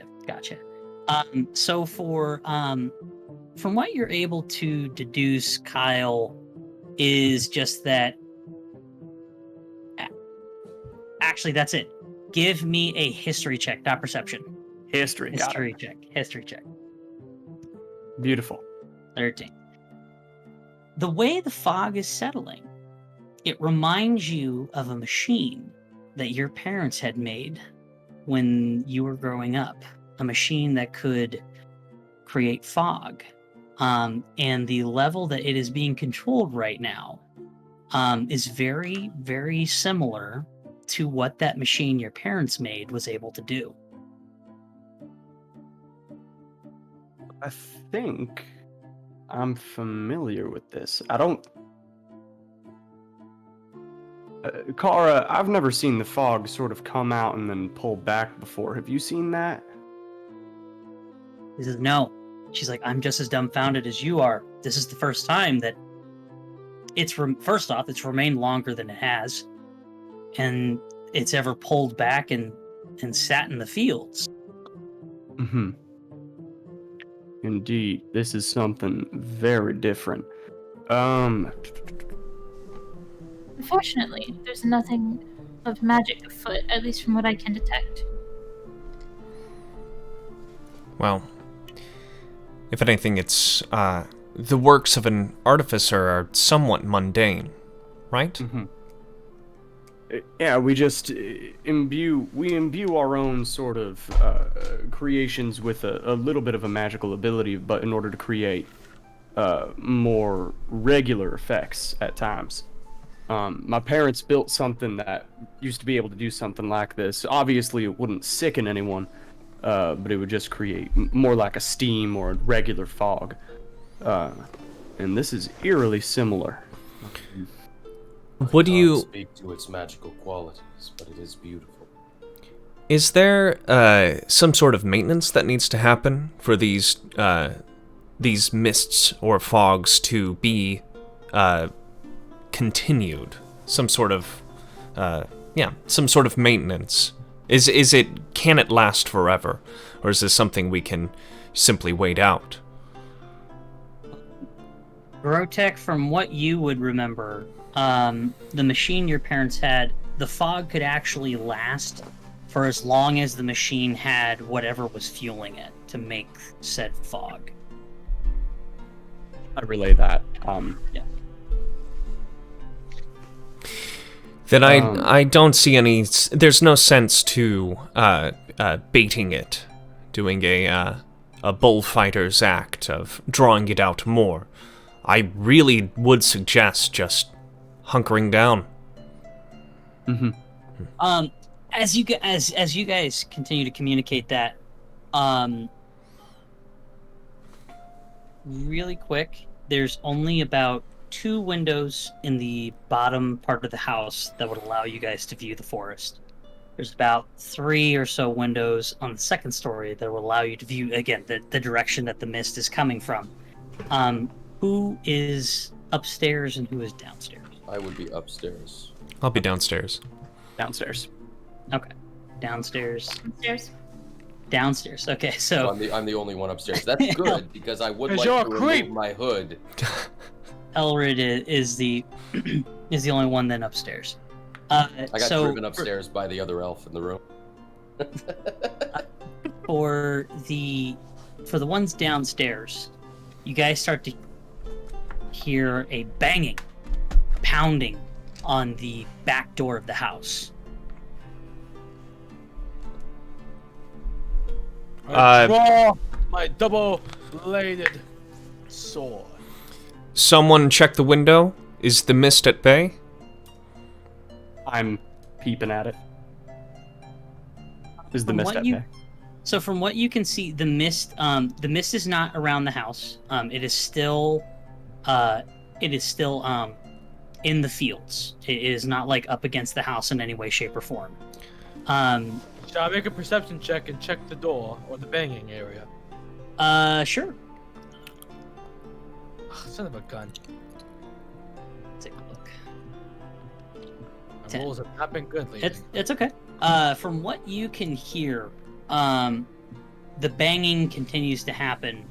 And it's not like someone like frantically banging. It sounds like someone that's actually trying to bang down the door. And you keep hearing this like on the door as it I'm going to yell at this creature with an intimidation check. See if I can persuade him to leave. Damn it. What'd you roll? 9. A 9. Again, as you try and like tell this creature like go away, you just keep hearing and as it's banging against the door. I pull my staff out and get it ready. I look at Kara and I'm like, does that sound familiar to you? As I prep some of my tinkering supplies. Emil readies a great kite shield with the symbols of scales on it. I just hype everyone up like it's about to be a football game and go, looks like we've got a battle coming, folks! Do I hear Ready that from yourselves! upstairs? Do I hear Make a perception check, Elrid. Gotcha.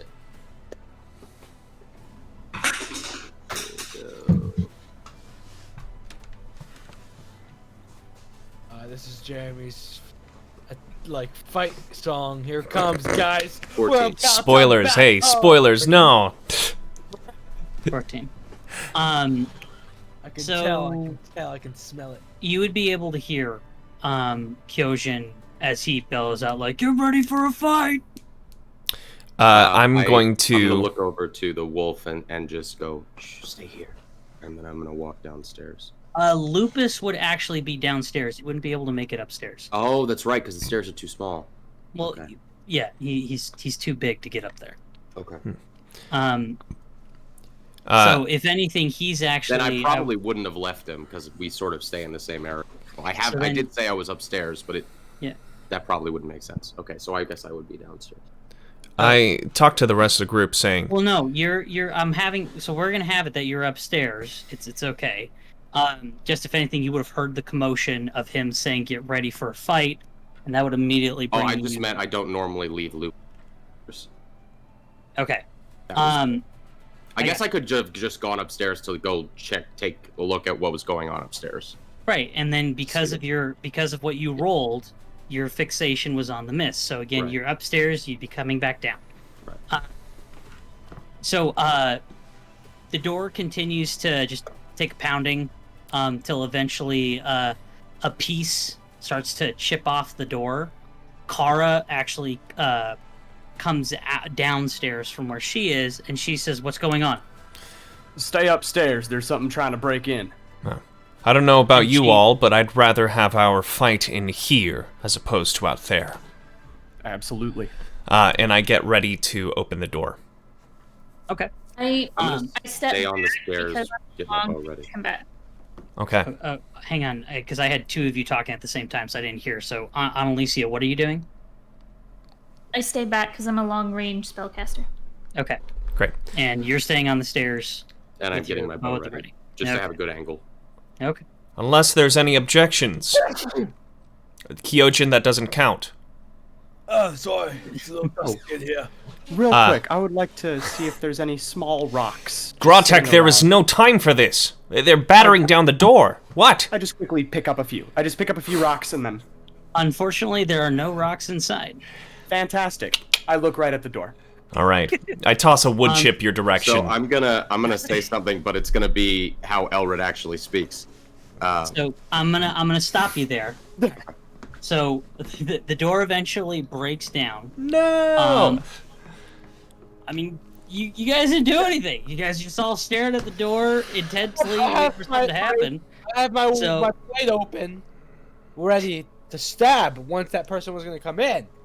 That's what I was doing, but... Right, but that's you staring intently at the door. That's why I'm like, no one's doing anything. So the door breaks down. Okay.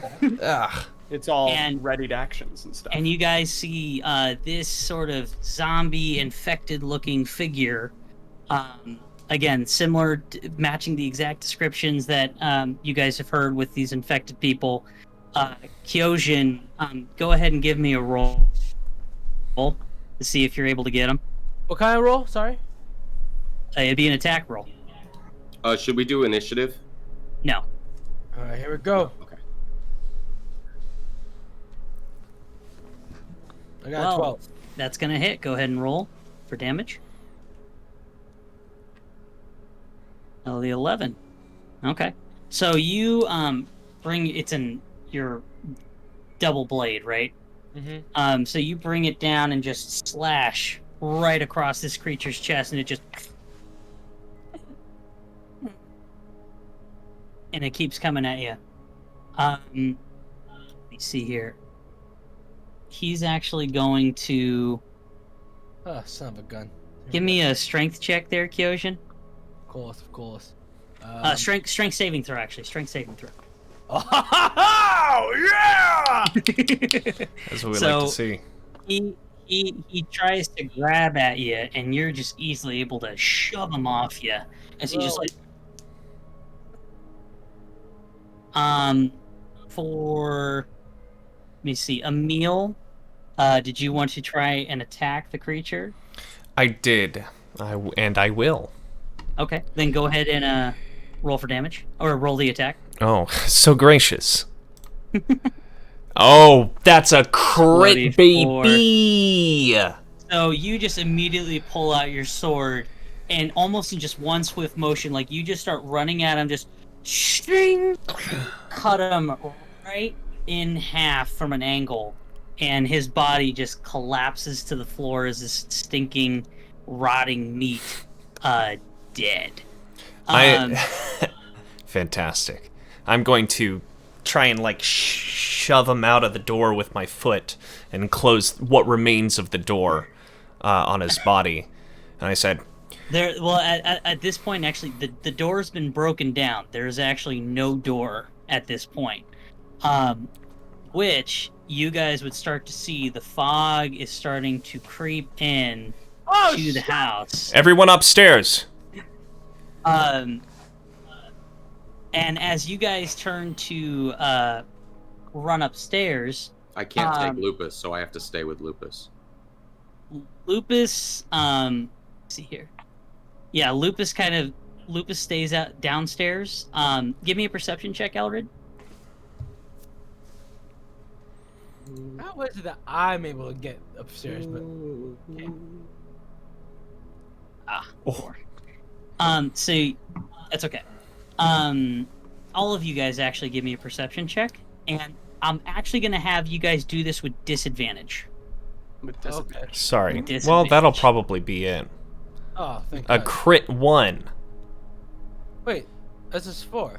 Disadvantage. So. Well, I'm not going to do any worse than a natural 1 Oh, plus 3. Yeah. Should I change back to the disadvantage thing, Jeremy, or is that okay? No, just go ahead. Just roll a. No, your roll is fine. So you rolled a 6, Esteban.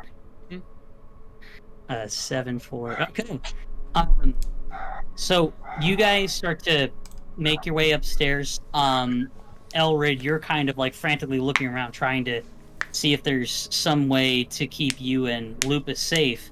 As Lupus starts to bark and actually takes off outside of the house. I will tighten my bandana, and what I'll do is, as I leave the house, I will cast a fireball to keep the mist away from me. A firebolt. I'll wait until I'm at the door to the house, so I'm not gonna burn the house down. But I am going to do that and then chase after Lupus. And maybe we can get outside the town before we're affected. I just said, "Shiny, you fool!" So yeah, the rest of you guys would have heard the bark.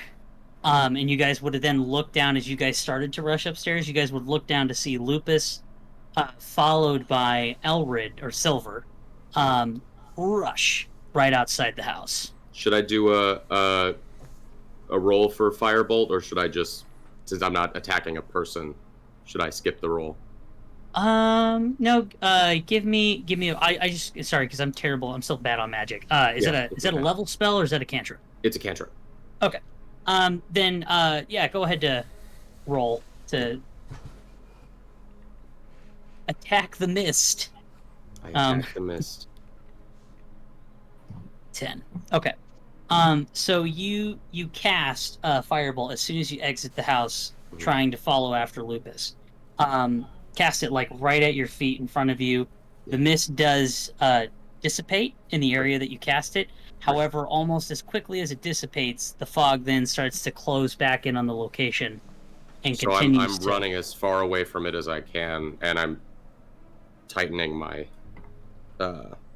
mask. Okay. So if you're choosing to follow Lupus, unfortunately, he is actually running into I think it's the cornfield. I whistle at him. This way. No response. And on that, I'm going to change back over to you four. So you guys saw him rush out. What do you do? Shiny, you fool! I close whatever, if there's a trap door to the area below, I close it and command the others to close any windows that might lead outside. As of right now, the only door that's open that would lead outside has been smashed in. The front door's closed. All the windows were closed by you guys as well as Kara before. The house is locked up tight except for this back door that's been broken down. Is there any? But is there any sort of like door leading to the upstairs, or like that is on the top of the stairs that can be shut behind us? It would just be the same as just like all the bedroom doors. Make sure that they're closed. Which for the most part they are, because Kara's up there with her kids. Great. Gotcha. I pull everyone close and say, as you can see, indecision will be our downfall. We need to act quickly when we're in times of pressure. Yes, of course. Quickly, but not foolishly like Shiny out there who just decided to run into the fog. I'm quickly approaching a window, and I'm gonna see if I can spot where the two of them are going. Give me a perception check. Great. Meanwhile, I'll be going to Kara's, wherever her and her kids are, and inform them what's happening. gotcha. Well, Kara is in a closed door in her children's bedroom. Were you like wanting to talk to her, or Should I just knock on her door and be like, "We have a problem"? I think you guys are in the crawl space underneath the. Paul, did you say you closed the door to a crawl space? No. The trapdoor, if there was one. No, there's no trapdoor. Okay, then I'm scrapping around to see any loose boards, or maybe if there is a cloth, some sort of carpeting that I can pull over the opening to the downstairs. You mean from the back door? Is that what you're talking about? No, whatever opening from the first floor to the second floor, I'm trying to cover that. I got you. Yeah, it's just a flight of stairs. Give me a survivor's check on that. Esteban, you get to the door. You say there's a problem. Kara doesn't open it. She just yells through the door, "What's the issue?" Well, diseased folk are coming in, and the fog is reaching our perimeter, which you said it wouldn't.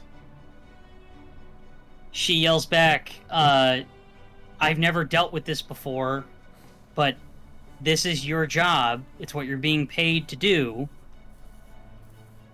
By the way, did my firebolt leave? It's 120 feet. So I wanted to know if it left any just a fire that might be slowing down the. I wouldn't know this, of course. I'm just curious. Okay. No, I told you, like, the firebolt strikes, and then for the moment it impacts, the mist breaks apart, and then moves that's a back lot of space it filled back in that fast. What? Alright, if Kara's gonna give me attitude, I'm just going to stay by the staircase, ready with my blades in case any creatures come up. Okay. Hall, you kind of take a look around. Unfortunately, from what you can see, there's nothing really that you can take to plug that opening to the top stairs. In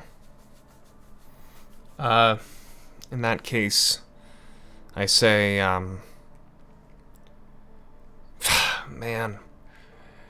Well, everyone, it would seem that we can't stop this encroaching mist from filling the house. Whatever you all do, keep wary of yourselves, your own agency. We're gonna have to face this thing head on. So, at that point, Kara swings open the door and she says, "Is my daughter out here with you?" Perception? No. She runs past you and she runs right downstairs and she starts to rush out of the house. Can I make a reaction as she attempts to get past me to push her back in the room? Sure.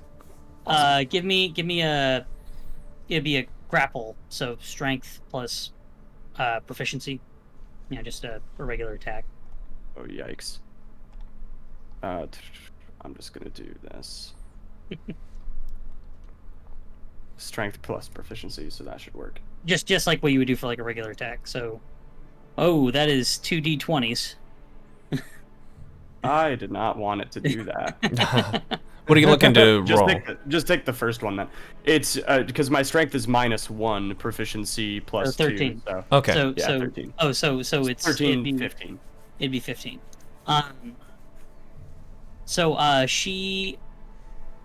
She actually, as you attempt to like push her back, she actually pushes you out of the way and goes right down the stairs. Well, you're dead, and that's your fault then. We actually don't know that. We don't know if it's the mist, or if it's the food, or if it's. I've been here and you're not here. Goodbye. Exactly. She yells as she's rushing past. I think my daughter's out there. Then let us do our job. You stay here. She was yelling that like as she was going. Yeah, and I'm yelling back. It's a conversation. What do we do? Should we go out? I secure a mask and say, "Let's go." I also. I guess we'll also grab a blanket from the bed and put that over my giant face. Let's go. You guys exit. Let's go, I guess. Right. So you guys all leave the house. So Elrid, you're standing, looking, just constantly whistling, trying to get Lupus back. Oh, I'm still running after him. I never stopped. I just was whistling to get him to come to me, but I'm still following him. I didn't stand or stop or anything. Well, because what you were saying is like you were like, I'm running in the opposite direction, trying to get away from I Mist. said I was running after him, saying, over here, this way. But I'm still running after him because he's going. I have to be where he is, otherwise I'll lose him. You've got some attachment issues. Yes, I do. He saved me in the snow. So, as you eventually come to a clearing in the let's see, clearing in the farm field, and you find Lupus is he's got the child in his mouth, but he appears to be like growling and warring, like it's like at like some kind of intruder that is staring in the cornfield, or at like another part of the cornfield. Lupus, get the child back to the house.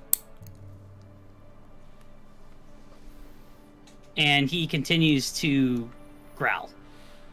I walk up to him. Lupus, I will take care of this. Get the child to safety. He continues to growl. I go and I stand in front of him, and I look at the thing. From what you can see, there's nothing but like mist and cornfield at this point. You're not necessarily sure what it is he's growling at, but he's growling at something. I start to push him a little bit with my back to see if he'll respond to that. Just not hard, just like, you know. And you're basically like making like holes in the dirt as he's not budging.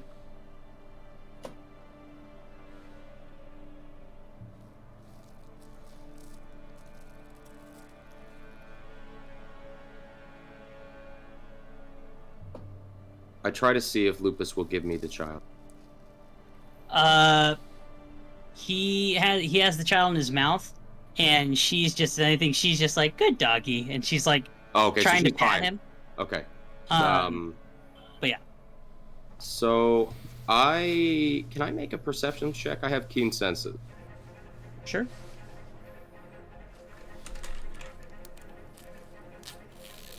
Yes.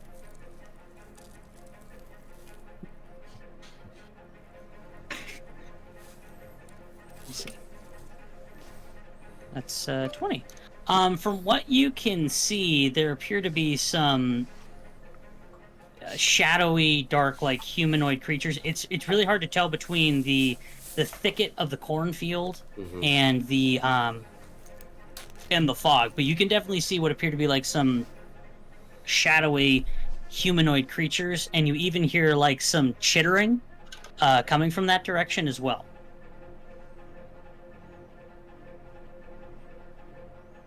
Since I'm in front of Lupus, I don't want to set these fields on fire because then, you know, there won't be any fields for these people to farm in. But I'm going to ready another firebolt, and then I'm going to call out to. No, I'm not going to call out.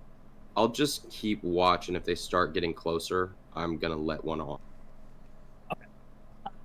Cutting back to the rest of you guys, so you guys have bolted out of the house. You guys have seen the obvious path that Lupus has made running through this cornfield. It's kind of hard to miss. And it appears that Kara is rushing out as well. Do you guys want to follow after her? Yes. Yeah. I'll match speed with Kara. Gotcha. So you guys run after her, following the broken through cornfield. Do I hear them coming, or at least hear Kara coming? No, not yet. All your attention right now is focused on whatever it is that's in front of you.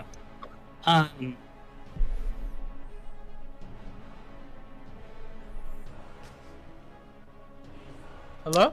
Sorry, no, I'm here. Don't worry, just setting something up. Oh, you know what? I'm gonna fasten a masked child Okay.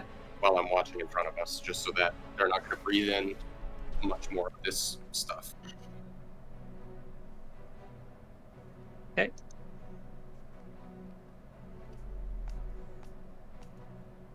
Sorry, I was trying to set something up, but for some reason... Oh, there we go. That's why. I apologize.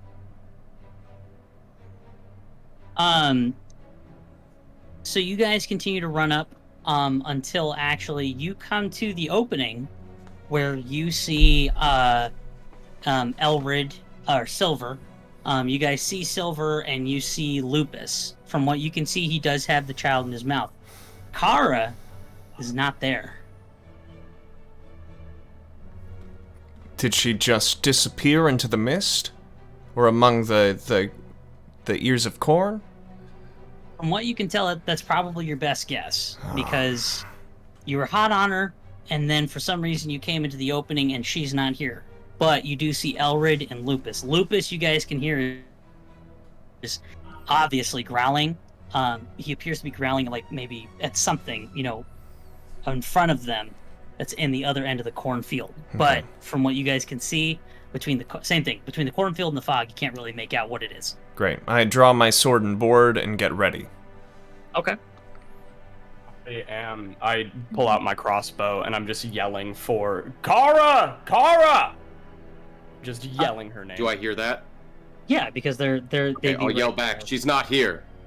I know that. That's why I'm yelling for her. So then what actually starts to happen is here we go. So if you guys will head over to roll 20, so you guys will be actually no, not yet. So from amongst the cornfield and the fog, again, it's really hard to tell because the fog at this point is it's really thick. You guys see what is a rat humanoid creature step out from their end of the cornfield. You guys will see it there. It looks over at you guys, continues to chitter. And at that point, I will say, roll for initiative. Yeah! Let's do it. So I already had a firebolt ready to go if it moved closer. Since it did, can I get that off before initiative starts? It hasn't moved closer. It just stepped out from the cornfield. Okay. How do I roll for initiative again? Flat. For me, it's just a flat D20 roll. Where do I do that on this thing on roll 20? There's a dice on the far left side, second from the bottom. That's right. Shouldn't there be an initiative? There is. It's on your character sheet. No, I know. I don't incorporate that. I mean, we can if you guys want to. I usually just do flat D20. But if you guys want to do that, it's fine. We can do a flat roll. That was a crit. A lot of good crit does on initiative, but yay! Let's see here. In that case, subtract 1 from my initiative roll if it's just a flat 20. Yeah, 14, I should probably make mine, because I have a +3 in mine. No, it's fine. Why isn't my picture showing up? You're just a round dot man. Because did you incorporate your picture into like your character sheet and whatnot? Yeah, it's in my bio and info, isn't it? I think one of the things that's complicated here is if you use initiative roll, it will add it to the turn order. But if we don't, I'm not sure if it works. Yeah, that might have to be... Oh, how did that mess up? Are you sharing your screen right now, Jeremy? There we go. No, I'm not. I'm not sharing my screen. Hold up. Why is that doing that then? Oh, you know what? That's on me. We're good to go. Nobody worry. They're pretty little heads about it. Really quick, I want to go ahead and ask, Ari and Annalicia, please just roll another flat d20 to decide the tiebreaker. Great. Oh, already? 19. 6. Okay. So, again, I know DMs do it differently. For me, I allow your animal companion to go on the same turn that you have. So, regardless of whether you want to move first or you want him to move first, just know his turn will be now. Okay. So, starting with you, Elrid. Yeah. What do you want to do? Number one. Actually, I'm sorry. Ari, since you're going first, give me one roll more flat d20. This decide who will go first between the humans and the monsters. Got it.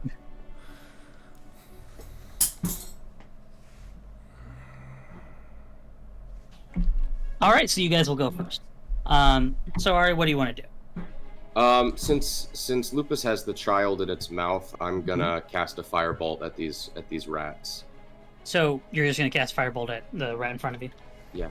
Okay. Go ahead and roll. Roll to attack.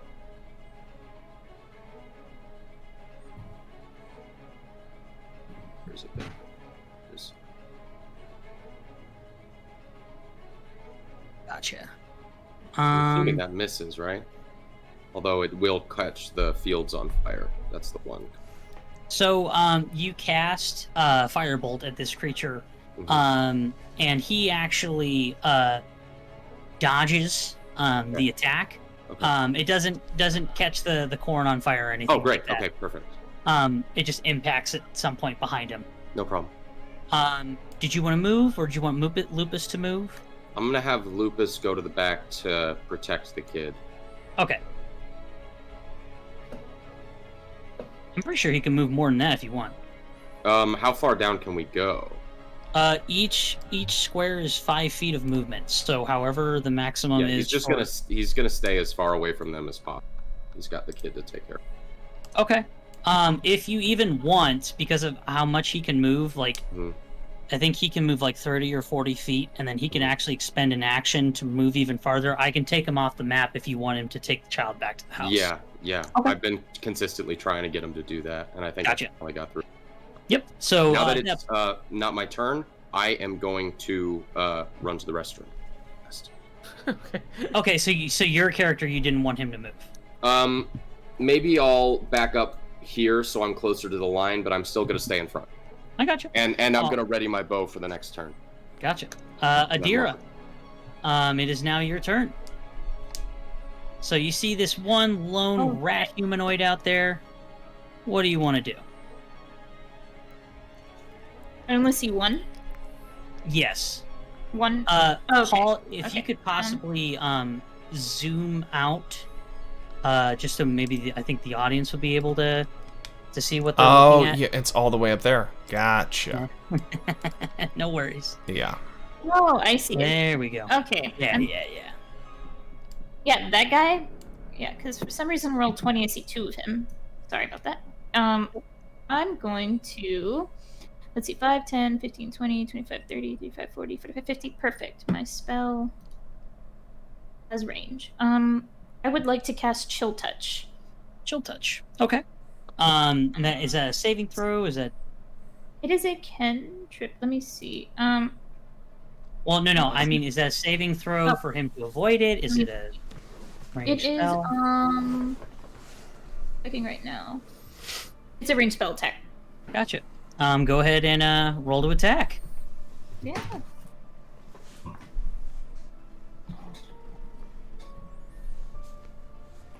I'm trying. I tried to use the thing. Oh, no, okay. I'll just do the advanced roll. Sorry about that.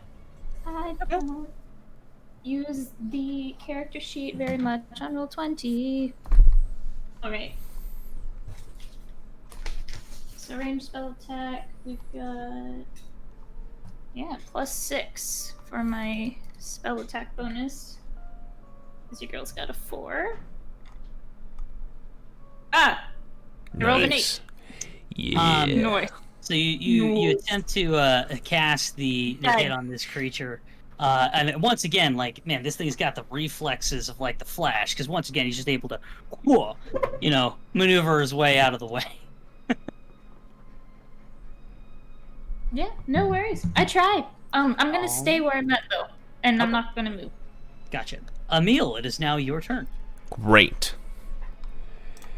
I'm gonna go here.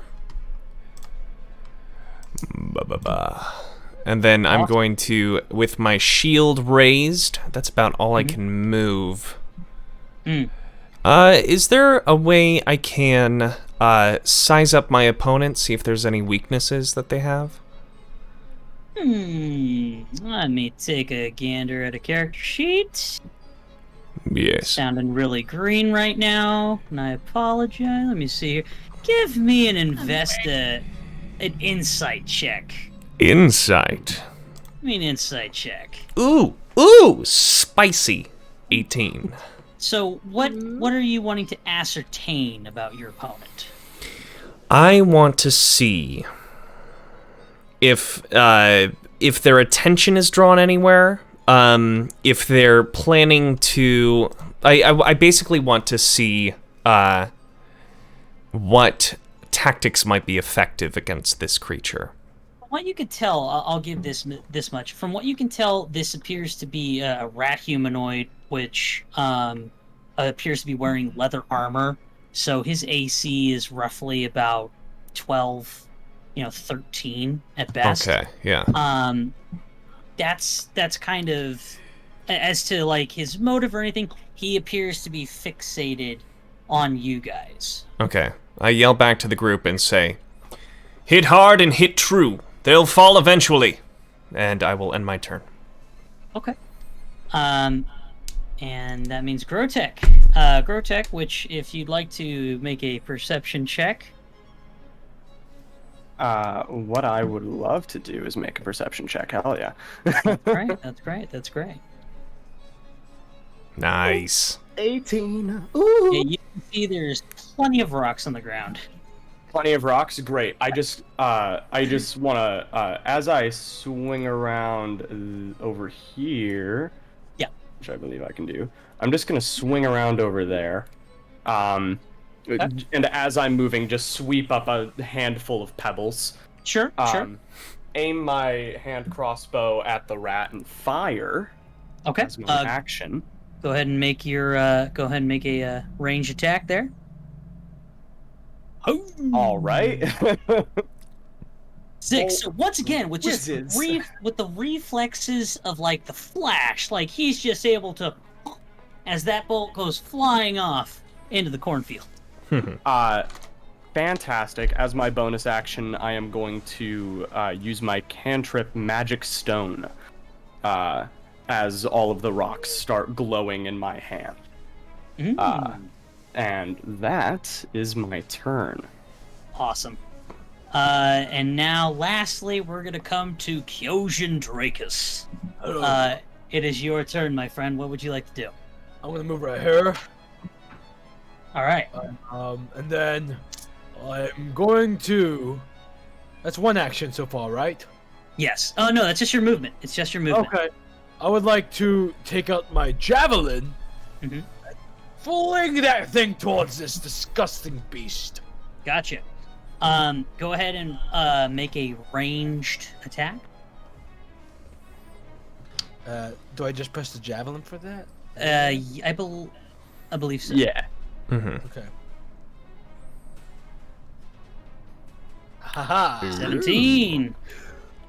That is going to hit. So actually, if you click on javelin there, it'll do the damage for you. Okay. Ha! Oh no. Look, everyone else. No. So back on the roll where you see on the right hand side, if you click javelin, it'll automatically do the damage for you. Like in the chat. Yeah, like in the chat. The original 17, I'm guessing. Yes. Yeah. Because you've already hit. Oh, not bad. 8. So you I take do a little work to everyone else behind so me. you take out this javelin just and it just impacts it. And this rat just like screeches in pain as he takes that damage. Which Yeah, baby. let me take a gander here. Yeah, baby, yeah. To our viewers, leave a comment for a little hype for Kyojin's attack. The first hit of the night. Can we get some poggers in chat for the first hit of the night? Poggers? Can we get some poggers? Yeah. Hit us with some Poggers champions. Yeah. Please. Above board water poggers. Yeah. What? Why am I late? It's a thing, don't worry. I have to look this up now. Only the coolest Twitch people know. Yeah. Because I'm like, pogs? But I don't think that's what you mean. No, it's pretty much that. The like little flipping things, little tokens. So, I think we'd rather have some tribbles. he rears back in pain, and for his turn, he is just gonna raise his head back and just as loud as he can. To which you guys will see step out of the fog. Not one. No! Not two. Not three. Not four. But five. 300 rats.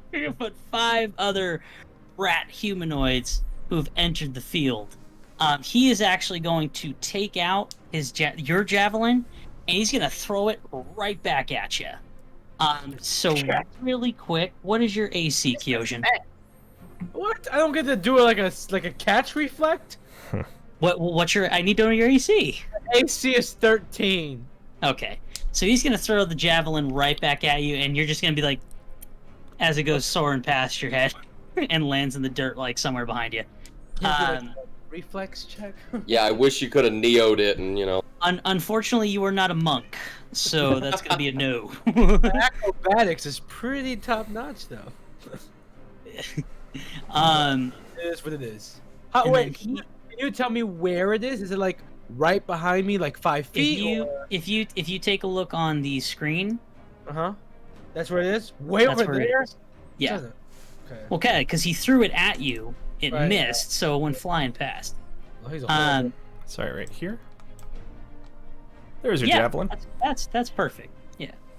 And then the rat actually charges right up to you, Emil, and that is actually going to be their turn. So, Elrid, starting with you once again, it is your turn. What would you like to do? I'm gonna go right here, and I'm gonna shoot that one in front of. In front of Emil? His name again? Yeah, Emil. There you go. From this range, because of how you're aiming, you are gonna do. I could go up here. I could go up there. I would even recommend probably even Forward one more if you can. Yeah, that's fine. Okay. Perfect. Then, because his attention is on Emil, and not on you, you get to roll with advantage. Great, thank you very much. So let's do.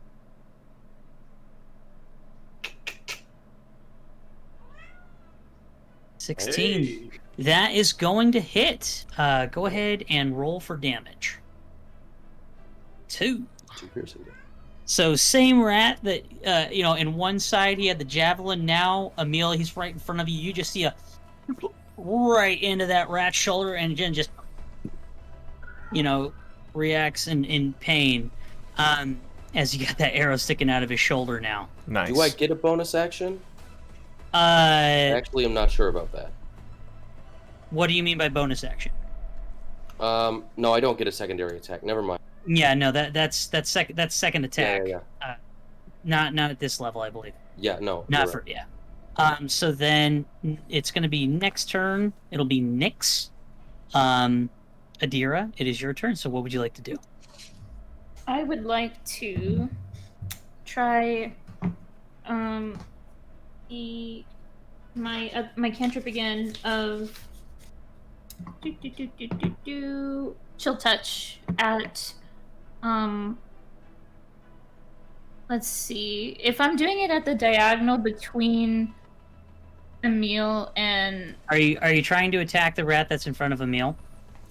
Yeah, I was Then gonna that- say, is that possible? It's gonna be it is, but it's gonna be with disadvantage. Then At least I'm going from where you're currently. where Actually, I'm yeah. You would have to move up to probably close to where Kyojin is, and even then probably one step ahead. Because even if you get out of Emil's no longer in danger, Kyojin could potentially be in danger. So Yeah. You see, I'm squishy, so I'm gonna stay far back where I'm supposed to be, and Okay. I'll hit the other one far away from a diagonal, like the two on the left. okay, did you want to hit the one on the Away left? from everybody. This one or I'll hit this the one on the right. Okay, so this one. Yeah. Gotcha. So let's do a ranged spell attack for Chill Touch. That's an 18. Oh, that's gonna hit. Go ahead and roll the damage. All right. Let's see. Chill Touch. Chill Touch. Let's see. Chill Touch is. That is 1d8. I just realized something. Proficiency with the javelin allows you to add your proficiency bonus to the attack roll for any attack you make with it. Yes. I just realized I don't think I did. If you're proficient with the weapon, then anytime you make an attack, it's your d20 plus strength if it's a melee, plus your proficiency bonus. Same thing if it's a ranged weapon. Okay, so that's going to be 8. And that also, are they undead? Because if they're undead, they have disadvantage on attack rolls against me until the end of my next turn. Unfortunately, no, they are not undead. Ooh, interesting. No worries. Also, Esteban, But yeah. that is calculated automatically, so no worries. Yeah. It's when you do those rolls in there, and it does it automatically for you. Okay, cool. Yeah. So now Emil, coming right back to you. You got this rat humanoid right in front of you. What do you want to do? I'm going to 5th edition. You can attack then move. Yes. Yes. Keep in mind, however, if you attack him, you'll be engaged in combat, and he will get an attack of opportunity. If he survives even one hit. That's fair. That is fair. All if right. he survives. I use my long sword in attack position. And I probably, I don't know. That actually, believe it or not, is going to hit. Yeah, there we go. Soft Roll little for damage. rat man. Take that. 7. So you just take out your sword, and watching this rat, he's got the wound on his right, the arrow in his left. You just take out your sword and right through the chest, and he goes as it's just reacting in pain, and you pull your sword out, and it crumples to the floor, dead. Nice. Exit See ya. Bam. Yeah. Then You can move. Yeah. Sweet. I'm gonna move over next to Kyojin. Right? Kyojin. All right. And I'm going to kind of what is it? I know the word. It's like a battalion, but when you interlock shields. But I'm gonna put Barricade. Yeah, I'm gonna put my Like a shield battalion. between myself and Kyojin for any to kind of provide protection for the both of us. Which I will throw out there for the both of you. With that protection, it's going to take. How much does it add to your AC, Emil? Your shield? It's So +1? the I believe the shield itself only adds 1 AC, but I can use protection as a reaction to impose disadvantage on any attack rolls once per round against anyone within 5 feet of me. Gotcha. Bless you. Bless you. Good to know. Good to know. All right, then. Next up, we're going to Grotech. Oh yeah, you bet. I'm moving right up in here, I believe. Bless. Bless. Bless you. That would That be- puts me within 20 feet. I don't know why my character's rotated like that, and I don't see That's a way okay. to. Oh, I there honestly we go. dig it. I have rotated my character the opposite way to show the way I'm facing. Okay. No, I dig it. And I Love it. and holding one of my magical glowing stones, I'm just gonna toss one up in the air and then fuck it at the rat. Is that going to be a catapult?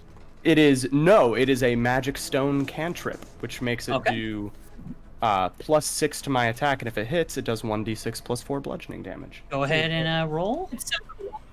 There we go. I love that. 16. That is a hit. Were you aiming for the one closest or the one farthest away? The one closest. Gotcha. Go ahead and roll the damage on that one, my friend. Hey! 10. Nice. So this rat, as it steps out from the mist, just plink. Almost like the Urukai from Fellowship as Merry and Pippin are throwing stones. It just hits him right in the side of the head. He's kind of looks like it's a little discombobulated as you hit him.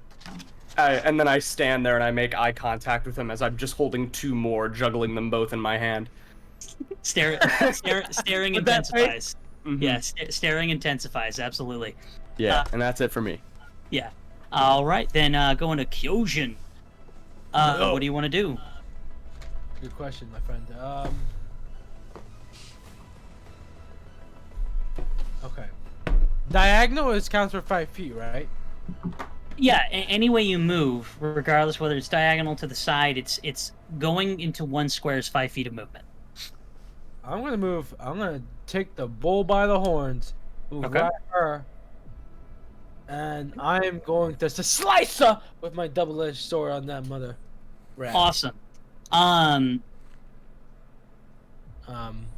Give me, you know what? Just for me, I'm gonna play into this a little bit. Give me an athletics check. You bet. Eat dirt. All right, so you just make your way over to him. It's cool. So you make your way over to him. He sees you coming up. Go ahead and roll for attack. 1 or 2. That's a hit. Man. Go ahead and roll the damage. Hell yeah, dude. 13. Yeah. Holy snap, crackle, pop. That's right. Play. All right. Solid. So you just slash him right across his chest, which again just as he, kind of like concaves in a little bit in that pain. He appears to be standing but bleeding severely. All right, and that's going to make it their turn now. So the one in front of you, Esteban, he's going to attempt to attack back. Come at me, Daddy. What's your AC again? 13. Okay, this one is going to hit. He's going to hit with this 2-sword kind of claw-like thing that he's got in his hand, and it's just gonna like slash you just a little bit. Okay. And that is going to hit for 5 damage. So I just press the little arrow underneath the current hit points, right? 1, 2, 3, 4, 5. Side of like that. I don't know if you can see that. Probably not. I can't see. I'm just, if anything, I'm just expecting you guys to keep track of your HP. Okay. But yeah. And then that's actually going to be his turn. This rat is going to make a run at Emil, and he's going to attempt to attack you. And what's your AC? What's your AC, Emil? 18. Yeah, he's just gonna, again, same weapon. He's gonna slash down your shield easily, protects him. His buddy is also gonna come over to you, and he's gonna attack you. Let's see here, and up easily. You deflect the attack. Ping, ping. This rat figure over here is gonna come to you, Grotech. What's your AC? 15. 15. That is actually going to miss as he attempts to swipe at you, and you're able to just, you parry the attack away. With a pebble. Oh yeah, absolutely. And then this rat is also going to do the same thing. Oh, here's what's going to happen. He is going to make a swipe. You're easily going to duck, and using the stone almost like a water-bending uppercut, you're going to take your stone and shoot it right up. It's going to shoot in and outside the other part of that rat's skull, and he is going to drop dead. Thank you. Wow. Oh yeah. However, 1, 2, Jeez. 3, 4, and 5. More rat figures appear from the misting corn. What the hell? I would not have gone there if I knew that. And that it is going to be Elrid's turn. So Elrid, what do you want to do?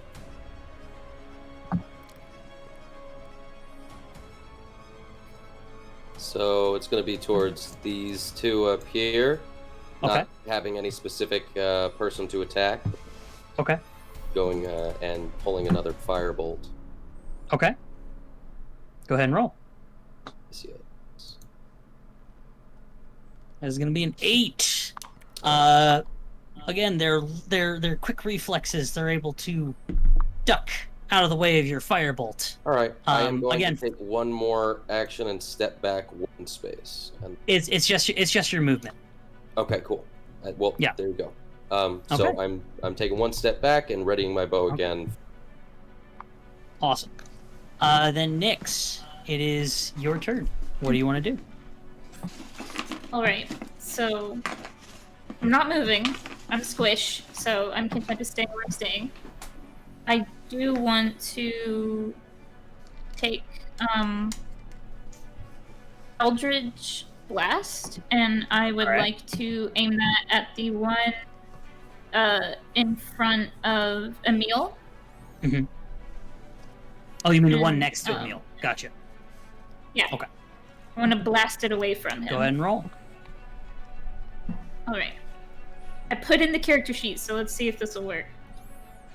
Wow. 21. That's gonna hit. Go ahead and click on Eldritch Blast there, and that'll do the damage. Oh, okay. So I just click it on the damage type? No, you click it in the chat where you rolled. If you click Eldritch Blast, it'll automatically do the damage for you. Oh, awesome. So 7. Oh, this character sheet is fancy. I just always did the advanced roll die. Nice. So you hit him with an Eldritch Blast, and he kind of gets knocked back into his buddy, who his buddy then kind of pushes him back into his position, so he's kind of wobbled, but still on his feet with that hit. Did you want to move at all, or is that it? No, I'm content with where I'm at. Emil, it is your turn. So the rat next to you just got hit with some kind of magical blast right next to you. It appears to have done some damage. You have these 2 rats right there. What do you want to do? Great. I'm going to attack the rat that got hit with the Eldritch Blast with my longsword. Okay. Great. Well, the one who got hit with the Eldritch Blast was not the one who got hit with your longsword. I know. The one next to you got hit. Okay, gotcha. This one was the Eldritch Blast, yeah? Yeah. Great. I'm gonna hit this one with the with my longsword, which will be as follows. Let's go. 13. That is a hit, good sir. Roll for damage. 7. Yeah. And just like his other friend earlier, you just and again in the pain, and he just caves in and dies, falls to the ground dead. Fantastic. Then, as a bonus action, can I make an unarmed strike with my shield arm? Ooh. If you had extra second attack or extra attack, which is a feat, I would allow it. Okay. Now I know that an extra attack can be made with an unarmed or with an offhand weapon as a bonus action generally, but the shield doesn't really have an attack stat, so I was just going to use my strength as damage. It's kind of limited. No, I got you. No, what I'm trying to say is the bonus action as it is it's basically limited to I'm going to pull out a potion. I'm going to drink a potion. Sure. You know, something where it's small, it's not necessarily attack until you actually have the feature of like second attack, which I don't think fighter does at first level. Then that's why I'm saying I'm going to have to say no to the shield attack. Great. Then that will be the entirety of my turn. All right. Grotech, it is your turn. So you've already killed one. See if you can't kill the other. And this guy right here, I don't know how to do the clicky thing like Paul does. Oh, I think hold it down. If you hold it down, Yeah, Oh, there you there go. we go. Neato. So Neato yeah, burrito. that guy right there. He was the one that I originally hit with my stone. Yes. Yeah. Yeah. Awesome. I'm gonna take the second one, and I'm honestly just gonna flick it right at him. Okay. Since technically speaking, it is a ranged attack, I'm gonna have you do it with disadvantage. It's kind of like the same thing with as me. Okay, cool. Yeah. It's just I have no Wait, better but do you have option. to do it with disadvantage Yes, he did with. if it's a magic spell? Yes, because it's still technically speaking is a ranged attack. Yeah. So that that's is gonna a be 9. It's gonna be a 9. That will miss. So you flick the Fantastic. rock at him, but he is able to dodge the stone. And then what I would like to do is hold my bonus action. The thing that I'm specifically waiting for is Kyojin to attack. And then after his attack, I'm going to use my bonus action. Okay. When you say bonus action, what does that entail? My bonus action is the spell Sanctuary, which is the casting time for it is a one bonus action. Nope, you're right. You're right. Absolutely. Yeah. Okay. Then Kyojin, it is your turn. So, what do you want to do? As a bonus action / reaction to being attacked, I'm going to go into standard rage. Okay. And I am going to. I might have to do an athletics checks for this, but I got a double-bladed sword. I got one rat on one side, one rat on the other side. I kind of want to spin around with that sword. It's a slicer, right? Give me an attack roll. An attack roll with a double-bladed. No, just give me a regular attack. How? With regular attack.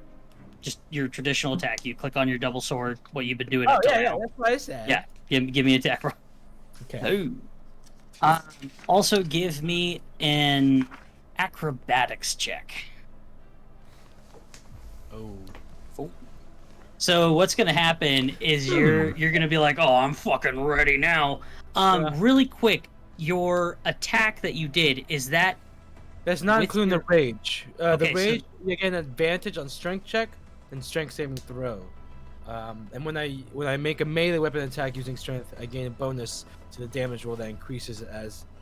no bonus to the attack. No, there. I guess not. Oh no, you make a melee weapon attack using strength. Oh, then and you gain a bonus to the damage roll that increases. Oh, it's just the damage roll. Okay, so it doesn't affect the attack roll. That's okay. Good to know. So you try to do exactly what you want to do, just because now you're raging, you're pumped, you're ready to fucking go. And as you do, the rat in front of you easily deflects your sword. And as you go to bring the other one down, the other one also kind of knocks your sword down, parrying it. The attack doesn't knock it into the dirt, but because you're not necessarily the most well-footed, you fall on your butt. So technically speaking, you're prone. Like a reverse duel of the fates. Cool. Well then, it is a good thing. I'm doing horrible. It is a good thing that I readied Sanctuary for you then. Yeah. Wait, does that mean that my rage is gone because I missed a hit? No. So how rage works is if you can't land a hit, or someone doesn't successfully hit you by the turn after you instigated rage, then you would. So I'll say this as a DM. While Kyle's Sanctuary is well intentioned, if neither of the rats hit you by your turn, you will have lost the rage. Cool. I hope they hit me. I can always rage again. No, I can't. Not today. Oh, that's true. I'd rather you be alive than able to attack better. So I'm gonna carry you through with the Sanctuary. All right. So the first rat here is going to actually. Sorry, real quick. My AC is so much weaker than both of y'all's. Gotek and Emil's. Yeah. What'd you say about my AC? It's better than mine. So the rat in front, the rat in front of you, Esteban. He's gonna take an attack at you. What is the what does it do, Kyle? Your reaction? So Sanctuary, any creature that targets them must make a Wisdom saving throw, and my spell save DC is 14. Oh, Okay. and by the way, real quick, Jeremy, I do have resistance to bludgeoning, piercing, and Yeah. slashing damage. So, Gotcha. with the range. So what is your spell save on that one, Kyle? 14. 14.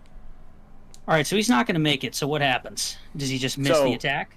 That means he must now either choose a new target or they lose the attack. Yeah.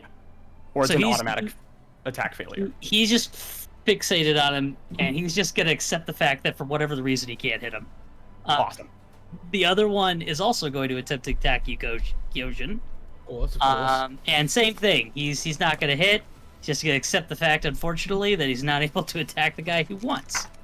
The rat in front of you, Emil, he's going to make a move at you, and he's going to miss. Yeah. The rat in front of you, Grotek, he's also going to miss. Beautiful. And this rat here is going to make his way over. This rat here is also going to make his way over. This rat is going to come down to you, Elrid, after dodging that firebolt. What's your AC? 14. He's going to miss. His buddy is also going to come down to you. And unbelievable, he is also going to miss. Why am I the only one getting destroyed here? Because you're the tank. It's your job. Everyone has bigger AC than me. That's the crazy part. Being a barbarian, my man. However, 1, 2, What the hell? 3, and 4, I need to get out of here. 5, 6. More rats have joined the fray of the foggy cornfield. I'm going to yell, I'm in trouble! So starting with Elrid, it is your turn. So I'm gonna try something. I have beast speech. Okay. So I'm gonna try and call out to them, why do you attack us? Okay, just know that will be your action. Ah, okay. Then I will back up, luring these two further down, and use that for my action. So your action would be to disengage, because otherwise they'll get an attack of opportunity for against you. Okay. But that will, using disengage as your action, will allow you to move without being attacked. Okay, so maybe I'll do it over here, and then I'll use that beast speech thing next turn. That also blocks off on Alicia. So the farthest you can do is here, because that's 30 feet.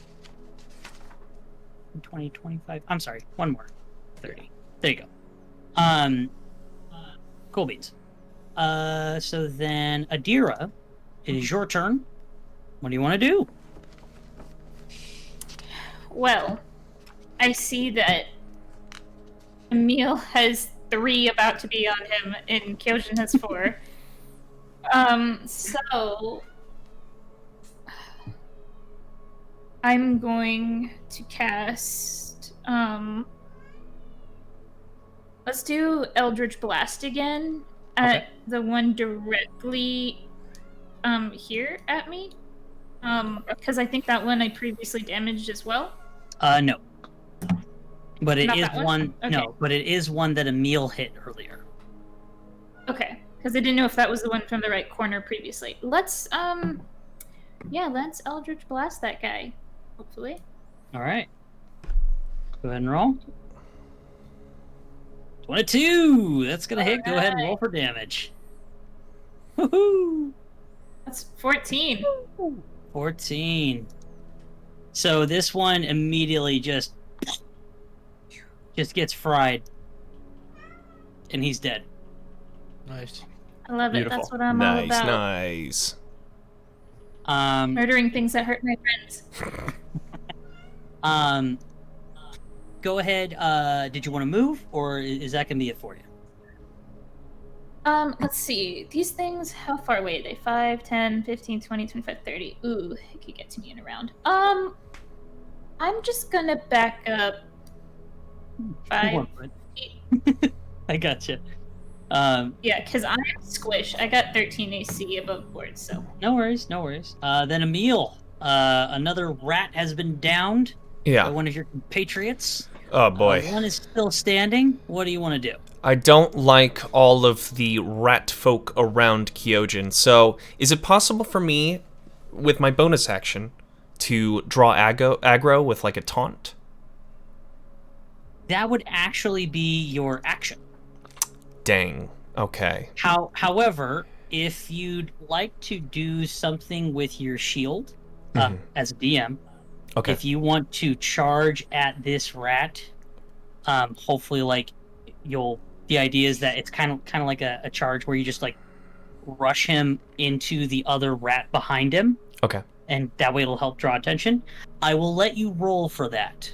Same thing. It would be it would be just a general attack. Okay, with my shield to shove. Yeah, the idea is that you're just like, and you just lead that shield forward, and he would more likely because of the force, like he's getting driven backwards. So. Okay. Scratch all that. Okay. I'm going to use my standard action to dodge. And then I'm going to use my movement action to get next to Kyojin. Let me... You looking for dodge?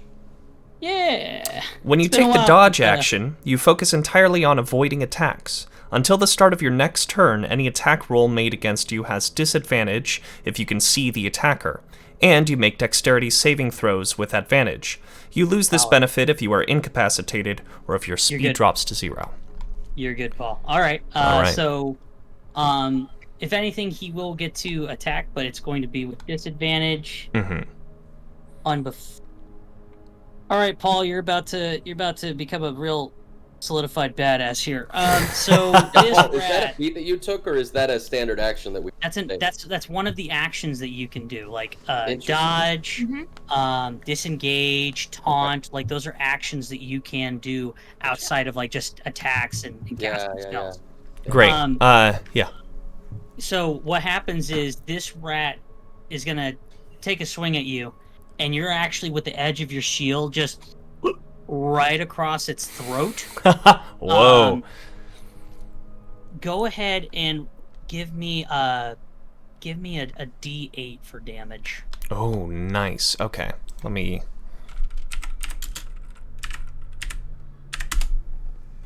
Nice. That is actually going to be doubled because of the damage. So you basically, as it basically bleeds out all over itself. Oh. It falls down.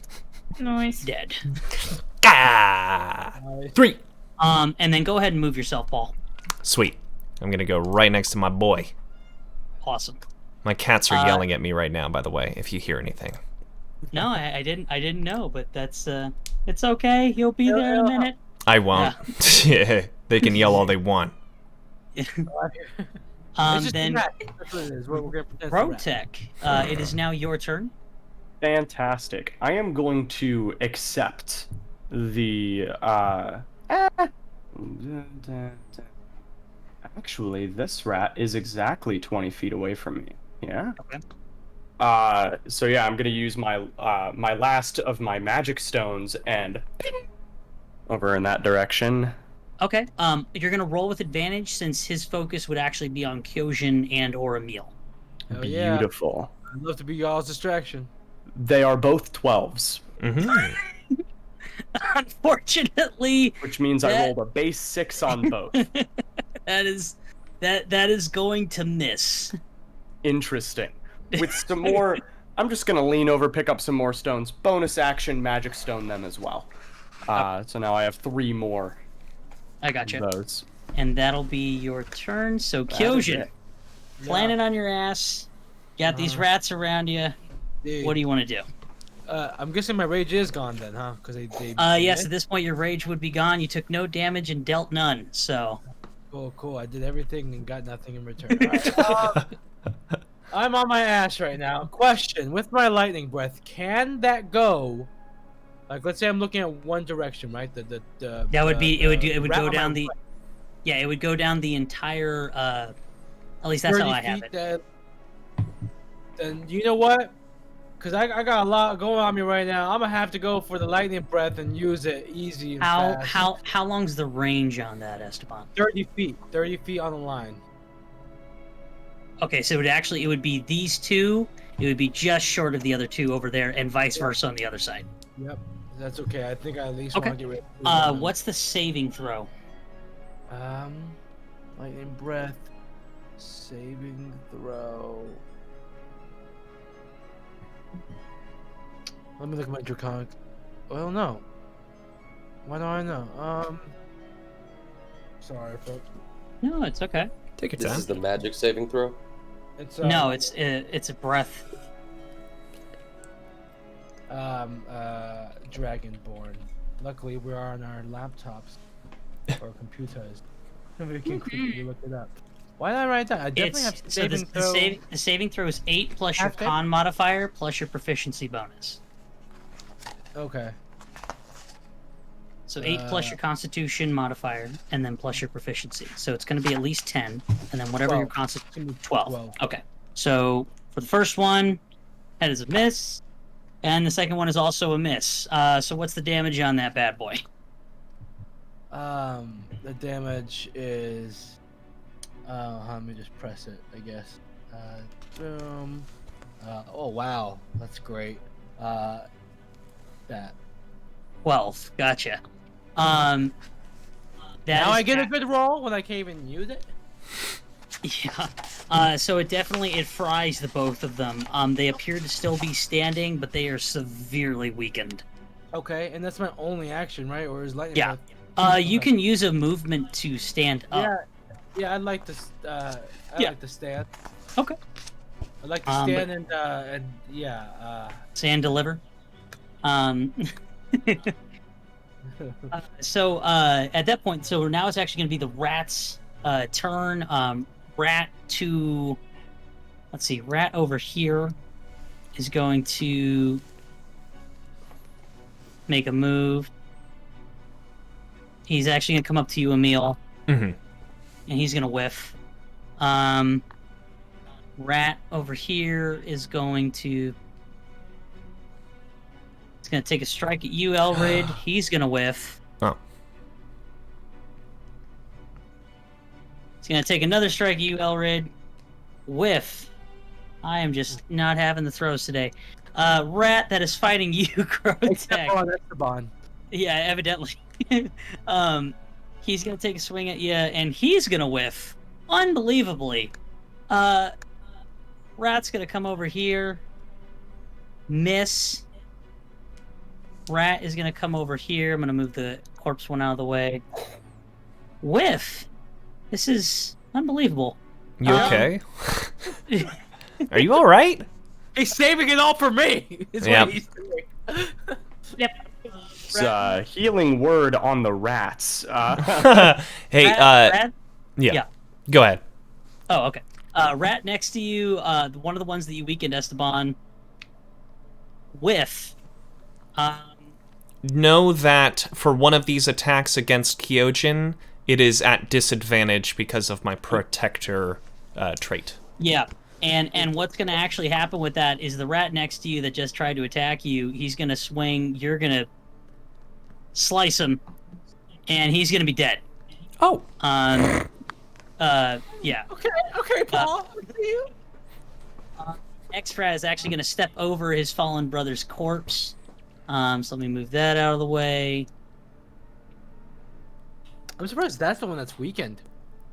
Because they were both weakened. By me? Yes, but from your fire breath attack. I mean from your lightning breath attack. I was targeting the right side. Oh, okay.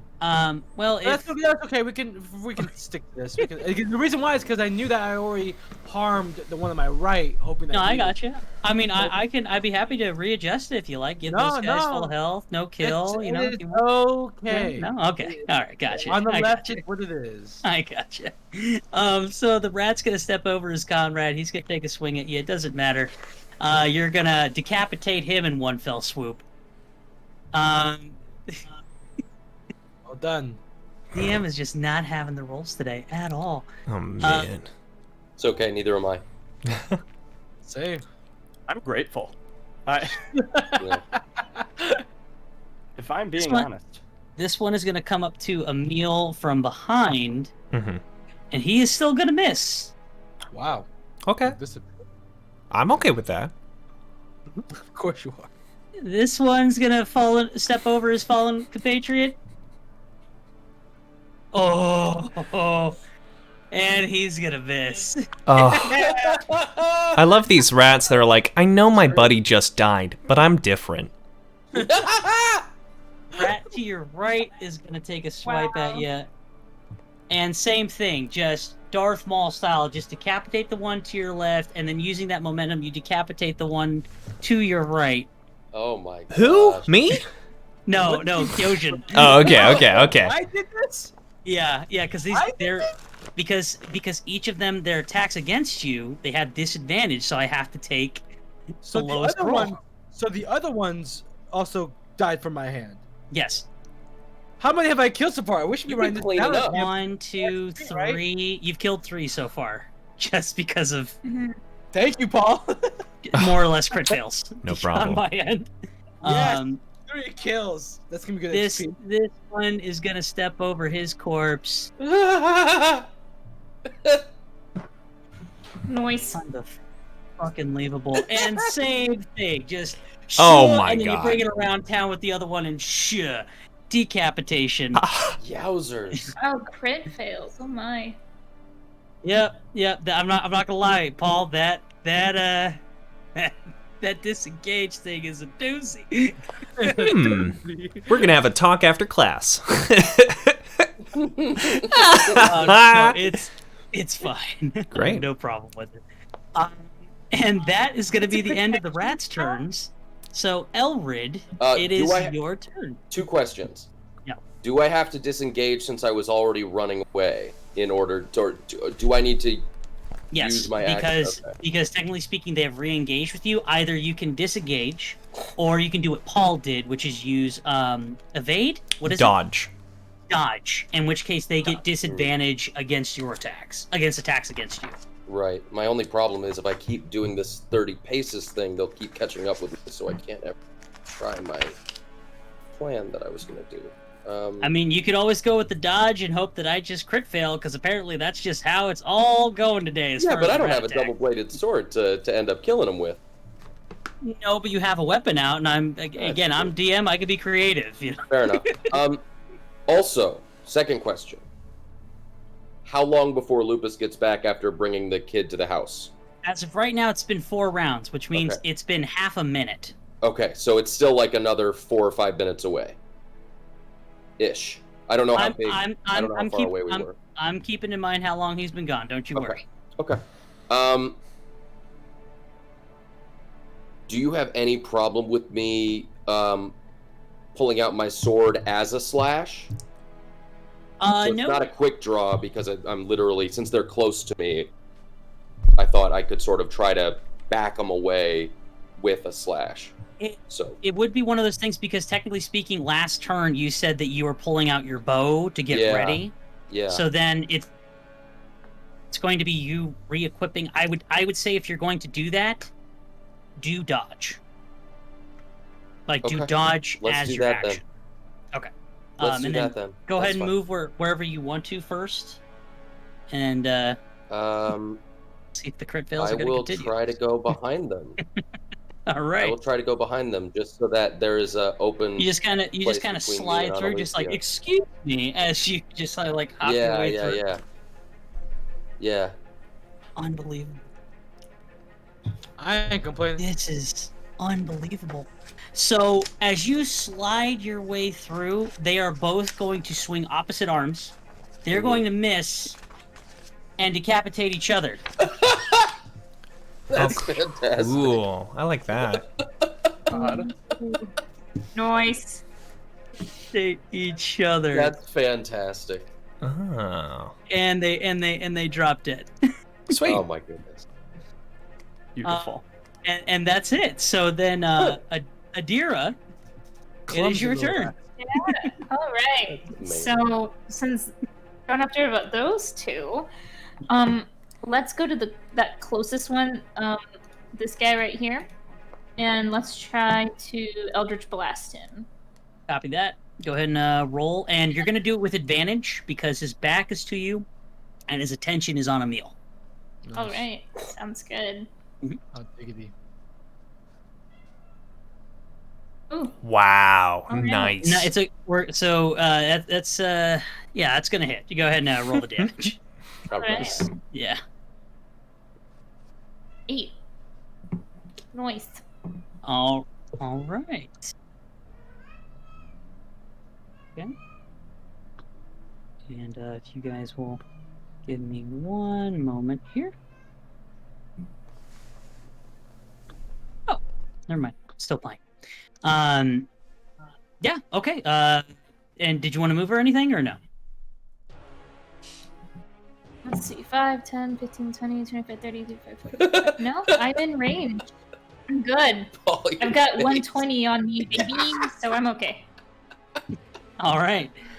So then we're gonna go to Emil. Emil, you're in the middle of this onslaught of just decapitated rats, blood squirting all over the place. As Kyojin's just like, I'm looking around. He's just doing it, you know. So what do you want to do? I look around and see rats decapitating themselves, and Kyojin just watching them line up as he decapitates one after another. And I yell out to the group. I say, "They may look like idiots, but don't let your guard down." And I'm going to attack this rat with my long sword. I'm not going to count that as a skill. I mean, as an action. Okay. But go ahead and give me a performance check with that little speech there. Okay. Oh, sorry, that's perception. Performance. Oh. Everyone hears that, and everyone just feels a little reassured that, you know, we got this. Awesome. I laughed and I'm like, I'm the hype man. So, what did you want to do, Emil? After that, I will attack with my long sword this rat man. Gotcha. Go ahead and roll. Natural 20, baby. Ooh. Go ahead and roll the damage. 1. Huh? 4 plus 1. Okay. 4 plus 1, so 5. Huh. Okay, 5. Just the typical, like, almost like Spartan thing of like using the shield and then thrusting out for the kill. Same thing, just and in reaction, as he crumples into himself and dies. Great. Love to see it. You're good to go. No movement action for me. I'm just gonna hunker down. Awesome. Grotech, it is now your turn. So you're amidst that little squad of rats there. What do you want to do? All right. I don't have any. I just looked through and I realized I don't have a single melee skill. Oh boy. So if you want, I'd be happy to recommend as DM. You could do dodge. Seems to be working quite well. Here's what I want to ask. Yeah. This guy right here, is Emil too far in the way of this guy, or can I? Technically speaking, you can attack someone that's on the other side, but because Emil's slightly in the way, your attack would be with disadvantage, just because it's to make sure that you're not hitting Emil. Fantastic. I am confident, bordering on cocky at this point with these rats. I'm literally just gonna take the 3 opportunity attacks and move to get a better angle on this guy. Yeah. So you don't want to use an action for dodge, so that would no, because I would like to use an action to attack. All right. Otherwise, my turn will be wasted because then they'll just approach. What is your AC? 15. 1 hits. All right. And 1 is going to slash you right, kind of like in the side, right as you're getting away. It's going to hit you for 5 damage. I look him in the face and I say, "A broken clock is right twice a day," and as I let him hit me. Oh, that's funny. Go ahead and roll to attack the rat. And same thing, it's going to be with advantage because his focus and attention is completely on Emil. Great, and I am using the spell Catapult with one of my stones. Dear God. Yeah. That is a 24 to hit. Wow, you guys are getting great Damn. rolls. And then for with you, Jeremy. damage, Go ahead and roll the damage. 14. Magic baby. 14. Oh, So, yeah. Emil, Mhm. you're facing off against this rat, right? And all of a sudden, it's like rainfall out of nowhere as a multitude of stones just start peppering into this rat. And you see like a mist of blood spurt out from each of these wounds as it just falls back to the ground dead with like 4 holes from the little stones that Grotech flung. Oh, okay. If you glance over at me, you see me go. Nice purple guy. I yelled, So nice funny. purple guy. Thank you, Oh Purple my Man. god. And that'll be it for me. All right. Which leaves us with the beheader here, Kyojin. The accidental beheader. Yeah, the beheader. What do you want to do? I want to behead this rat right in front of me. Let's go, baby. Go ahead and roll. All right. Son of a fuck. Wow. So that's so You- looks That's like crit fail. that's a crit fail. Yeah. What the hell? So, What's so the what step? so what's gonna happen is you're going to take a swipe at him with your blade, and this is the only rat that apparently learned from its predecessors as it ducked the attack and thrusted upward with its claw, Uh-huh. and it's gonna pierce you for 7 damage. Okay. How are you looking? Are you I'm still alive. conscious? I'm Okay. Okay. Okay. But you're Yeah, conscious. Okay. See, I don't get. You guys have like these amazing throws. I've had like 2 or 3 crit throws already. It's all rigged, man. It's all rigged. That being said, you're still cleaning up, though. Yeah. There. My Just a- defense. Paul, Yes. how long does that last for, by the way? The protection?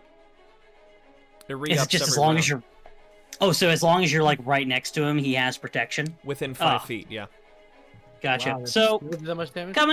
coming to the rat's turn here. The rat right next to you, Esteban, is going to attempt to attack. Mhm. Under Yes. Did I behead him? and sure enough, just out of almost like sheer pittiness, if you're just like, oh yeah, he tries to attack you, you just take your sword up and decapitate this rat. Yeah, baby. However, the other rats still remaining have taken notice as Oh. one is going to pursue after Grotech, another is going to pursue after Emil, and this last one here is going to pursue after Eldred. Emil,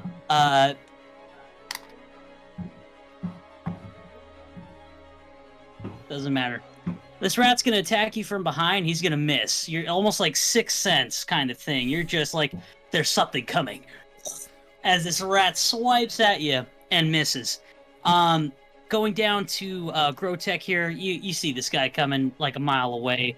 He's going to attempt to attack. Unbelievably, he's going to swipe. You're going to sidestep using another stone. You flick it, goes right into the side of the rat's skull, drops down dead. Beautiful. All right, Sticks and and then stones will fucking end your life. lastly, this rat's going to attack you, Elrid, Yep. and he's just going to miss. Okay. Thank God it's not a crit fail, but he's just gonna miss. All right, Which, so I guess which it's will my bring it back turn to now? your turn. Yeah, it'll bring All it right. right back to your Question. turn, Elred. Can I kick him and also attack him? Because I have the bow, so otherwise I got to do magic. Way I'm probably gonna have negatives to attack. You're wanting to kick him and Just then like using. so he goes back like a couple feet, so I can shoot him without a disadvantage. Unfortunately, no, because I would still register that as it's a melee attack. Okay. If you want to kind of risk it for the biscuit, like Kyle did, where it's like take a step back, he gets an attack of opportunity against you, and then you can pull out your sword. I'll take the damage if I need to. Can you move the corpse right behind me? Sure. Thank you very much. So I will go here. I'll take that attack of opportunity. So let him. He's gonna roll. Fucking. He's gonna miss. All right, he's gonna miss. They're all just gonna miss. All right. So at the risk of missing myself, rather than doing an arrow, I think I might do because I get more damage that way. You're gonna do a sword or a bow? Sorry, you kind of cut out. Oh, I said rather than doing the bow, I'm gonna do one more cantrip with the firebolt. Gotcha. Because it has more damage and I'm more likely to. Yep. Go ahead and roll for damage. Roll for attack. Sorry. I'm gonna just for luck. I'm gonna put that up. Boom. That's a crit. All right. Go ahead and roll the damage, buddy. Okay, let's do it. Spicy meatball. So let's see. That's gonna be perfect. So, this firebolt just impacts dead center of that little, the rat, and it just, takes that hit. He still appears to be standing, however. Yep.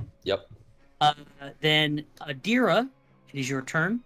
What do you want to do? Well, I hate to be a magic spammer, but Totally fine. I want to cast magic missile. That is, Eldritch Blast, actually. Okay. Who are you gonna cast it at? I'm gonna cast it at this guy over here. That's good. No, and that's fine. Which advantage? Because his attention is on Emil. So go ahead and roll. While she's doing that, are these rats flammable because they're fur? Yes. So that rat would have ignited. It's not dead, obviously. But... No, because it hit him. In the spell thing, it says on a hit, a flammable object hit by this spell ignites. Flammable object. Oh, sorry. You're right. Okay, so that would have to mean that any object that they would have on them, if it's flammable, would. I got you. Okay, cool. Yep. Thank you. So the damage is 7, and that is actually going to kill him. Yes. Ba-bam. Did you want to move, or is that going to be your turn? I think, actually, in case I need to help out my fellow elf hater friend over here. 5, 10, 15, 5, 10, 15, 20, 25, 30, 35, 40, 45. Okay. I'll go 5, 10, 15, 20. I'll just move right there, just in case. Okay. Emil, it is your turn. Great. What do you want to do? I'm going to run straight down this way, or diagonally. 5, 10, 15, 20, 25. And with at full speed, going to spear this thing with my long sword. I will give you advantage on that also, because again, his attention's completely focused on Elred. Fantastic. 21. Damn. 21. That's a roll the damage. Kill it dead. You just run over, and again, Spartan style, just and Elred, you just see from the side as this rat it's like looking at you, then all of a sudden it goes off to the side. Do you mind if I say something to him real quick? Because this will be the first time that they hear how Elred speaks. If you will. Go ahead. Thank you, friend. There you go. Anytime. All right, guys. That is it. You guys, you did it. I'm gonna Killed go ahead and so pick many up my little rats. javelin over here. If I got a chance Combat. to do that talking I was gonna do, I was gonna ask somebody to keep one alive so I could question it, but I didn't get that chance because they were too fast. Sorry. Yeah. Screw them. They all die. So at this point, Lupus. I would like to inspect the bodies.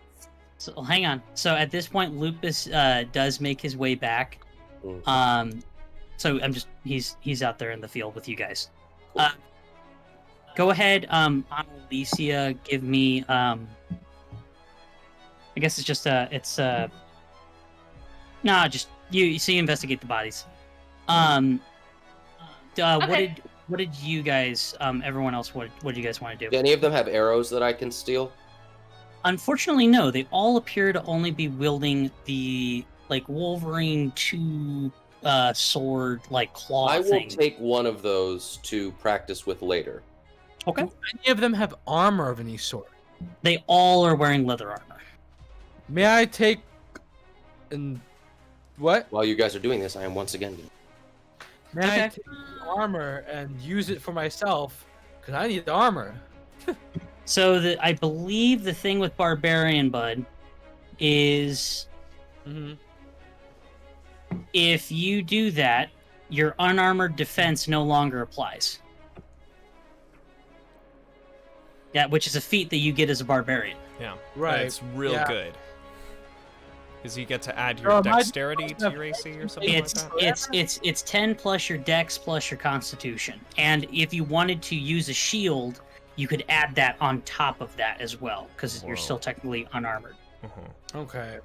Then never mind. I guess I'll just wait till I level up. What Does my your AC? go up with my level up to?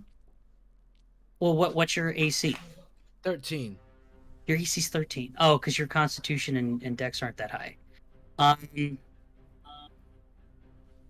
You won't be able to improve any of those till level 4 with ability score improvement.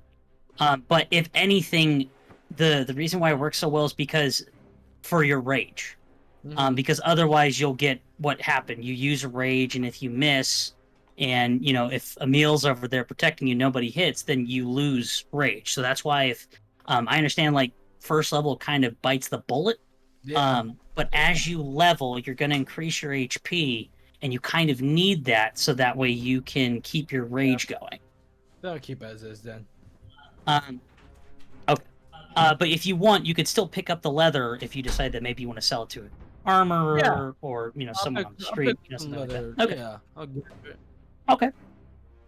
So Grotech, then what did you want to do? I want to peep the fog. Are we still enveloped in it? Is it anywhere? Like, what's going on with the fog? With the defeat of the fog, with the defeat of these rat humanoid creatures, the fog has appeared to have receded back to the forest, I should say, it appears to have dissipated. Okay. Am I wet from?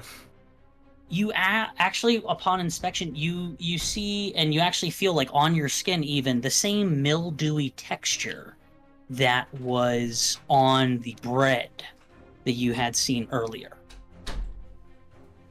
I'm Well, going to buildings. look around at I'm going to look around at everybody and say, not to alarm anyone, but we need to get this washed off now. And I'm going to start trying to, like, as much as I can, take out my water skin, trying to get it all off of my skin. Question. Am I the same? Because I've been having all these fire bolts around me, and I don't know if that would have steamed out some of the... No, you would still have the mildew on you. Okay. Because And unless I'll you were casting firebolt for every single second Gotcha. in front of you in all areas, you would still have the mildew on you. Okay, so the last firebolt I did wouldn't have. None of the firebolts that you Gotcha. did would have saved you. Okay. So I'll do the same. I'm gonna start pouring water on any spots that I see. For Emil, sorry. What did you want to do? So Adira and Kyojin are investigating some bodies, getting their shit. What did you want to do? I'm going to. Oh wow, I don't know. I I think I'm just going to see if there's any spare silver around, and kind of encourage us to, like, wrap things up and start heading back to Kara. Chip. I'm lucky because I don't have any skin showing except for on my face, so I think probably what I'll do, and they might see if you guys do a perception check, but I'm going to lower my hood and put it all over my head, and then start patting Lupus down in case Lupus has any, so I'll be putting my water on him as well. I'm just going to let you guys know as DM, it's not just on your skin. It's on your clothes, it's on your armor, it's on your weapons, it's on everything. Okay. All right. This mildew, it's covered everything. So kind of similar probably to what Kara was saying earlier, how she was having her kids, like, they'd wash their hands in the river. Probably bathing in the river would be including, like, cleaning your gear in the river, that would probably be the most sure thing to get it all off you guys. Should we make perception checks to recognize that? No, you guys would remember that. You guys would be able to put that together, because now that you realize, oh, it's a mildew substance from the fog, you would know that probably just a cleaning of everything that you have would probably be enough that you'd be able to avoid getting sick. Everyone, to the river! Agreed. Well, hang on. So, with Adira and with Kyojin, upon, like, you guys getting your armor and the weapons that you were trying to find, and even Emil trying to find silver, Emil, you weren't able to find anything. None of the rats appear to have, honestly, aside from their weapons and armor, they don't appear to have anything except for, upon looking at the armor, you guys would notice that inscribed on the armor is this sigil. Sorry.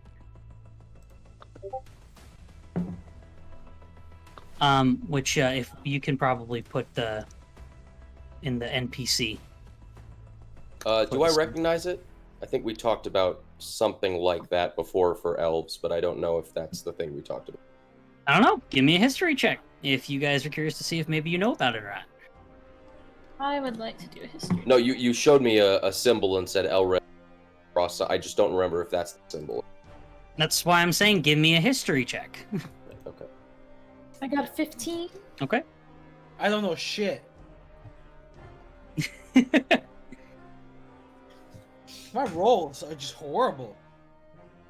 I want to point out to you guys real quick, the only times I over 20 was when I chugged beer and when I played music. Well, so, I got a crit on my history check, but I also have a -1, so I don't know what you... It's okay. From what, with you, Elrid, from what you would recall, you have actually never seen this sign before. Okay. For Nyx, I'm guessing, Grotech, you're not necessarily concerned with that. Oh, because you're just patting yourself down, wiping it all off. I got you. I'm covered in mildew that turns people into zombies. I am much more concerned with other things. For Adira, you would recognize this as his sign. Oh no! Oh no! On their leather? On their armor? Inscribed on their armor. You would also see it on the hilt of their blades. You would recognize this as this is his sign. Okay. More says Deo. I'll have to come clean. More says Deo. Okay. More says Deo. Check to see her reaction. Okay. Give me an insight check. Insight. 16. You can tell she it's not very prominent, but you can tell she kind of like similar to how she was triggered earlier with the 3 rings and stuff like that. You could tell that they're with how she is her reaction is facially, that she has seen this before. Are you familiar? I am. You look like you've seen a ghost. Folks, let's talk about this at the river. Wash up in the... Shall we talk and walk? Shall we talk and walk? Let's go to the river. Yes. Okay. I get on Lupus and we're riding off. You guys head off to the river. You guys are washing off. Kara does thank you guys for rescuing her child. She says, you know, oh, no, I'm sorry. Kara is not there. My apologies. Enough. But her child does follow you guys to the river. Go home. Why? Go home. She asks you guys, have you seen my mommy? She ran off. Did you not follow the dog? Why are you here? I haven't found my mommy. She's not at the house. Does she also have this mildew that we need to wipe off? She might. The girl, no. Okay. I take any spare cloth out of my bag and wrap it around the child's face and make sure, check them for mildew. She already has a mask. I gave her one. Okay, thank you. I check them for mildew. From what you can tell, they appear to already be dried, cleaned off. Okay. Probably because you know they've dealt with this thing before. Would be safe to assume that's why. But yeah, she appears to be concerned. We better wash it off. Once I'm all clean, what I'm gonna do. Hold on, sorry. Like two of you started to talk. Esteban, go ahead. I was saying, we better wash this stuff off and immediately look for Kara. Okay, I agree. Since I was on the wolf and I got there first, I'm probably already washed off. I'm gonna let everybody know. I'm gonna. No, it's gonna take you similar time because if anything, you have to clean yourself off. You have to clean Lupus off, so you're gonna be there. Okay. Well, after that's done, I'm gonna go ahead and scout and see if I can find her, seeing as I'm the only one with a mount. No, well, you guys all have horses that we didn't take with us to the river or to the field. They were all running on foot. I'm the only one currently with a mount that can actively go as soon as we're clean. Okay. Anyway, you two were going to talk, I believe. Kyojin and Dira. So I go. You guys are at the river. This conversation is having while you're at the river. Gotcha. To anyone who's willing to listen, I say, I do recognize the sigil on their leather. It is the mark of Hastur, the god that gives me my powers. I'm a warlock, and I don't know much about him. I have met him.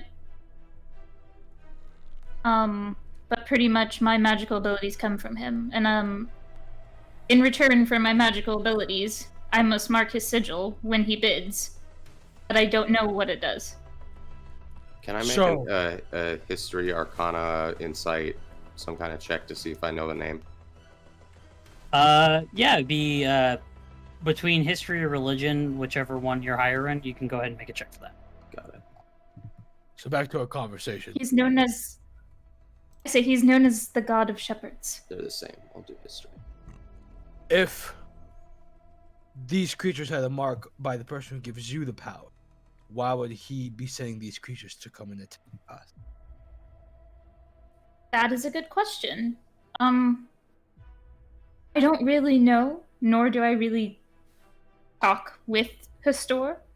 I just know that he has chosen me and given me this power to get my vengeance. But I don't fully know what marking his sigil does to whatever I mark. So I don't know if it turns them into these things, or if these things also follow Hastur. But that is a concern. So, how's a 17 do?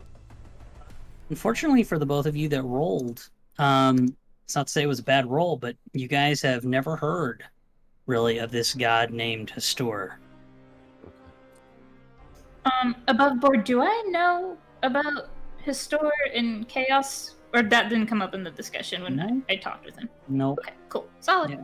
So I've had this phrase that old man outside the bar said to all of us in my head this whole time. Can I, because I did not make a perception check back then, can I make a perception check now? Or perception check for what? For you mean a history check? Yeah, history check for Morse S. Deo. Go ahead.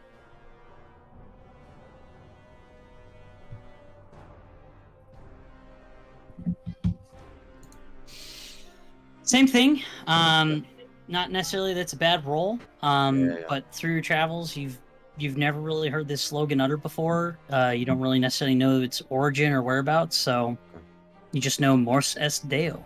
I love the translation, and I want to be able to tell everybody. No, that's okay. All right.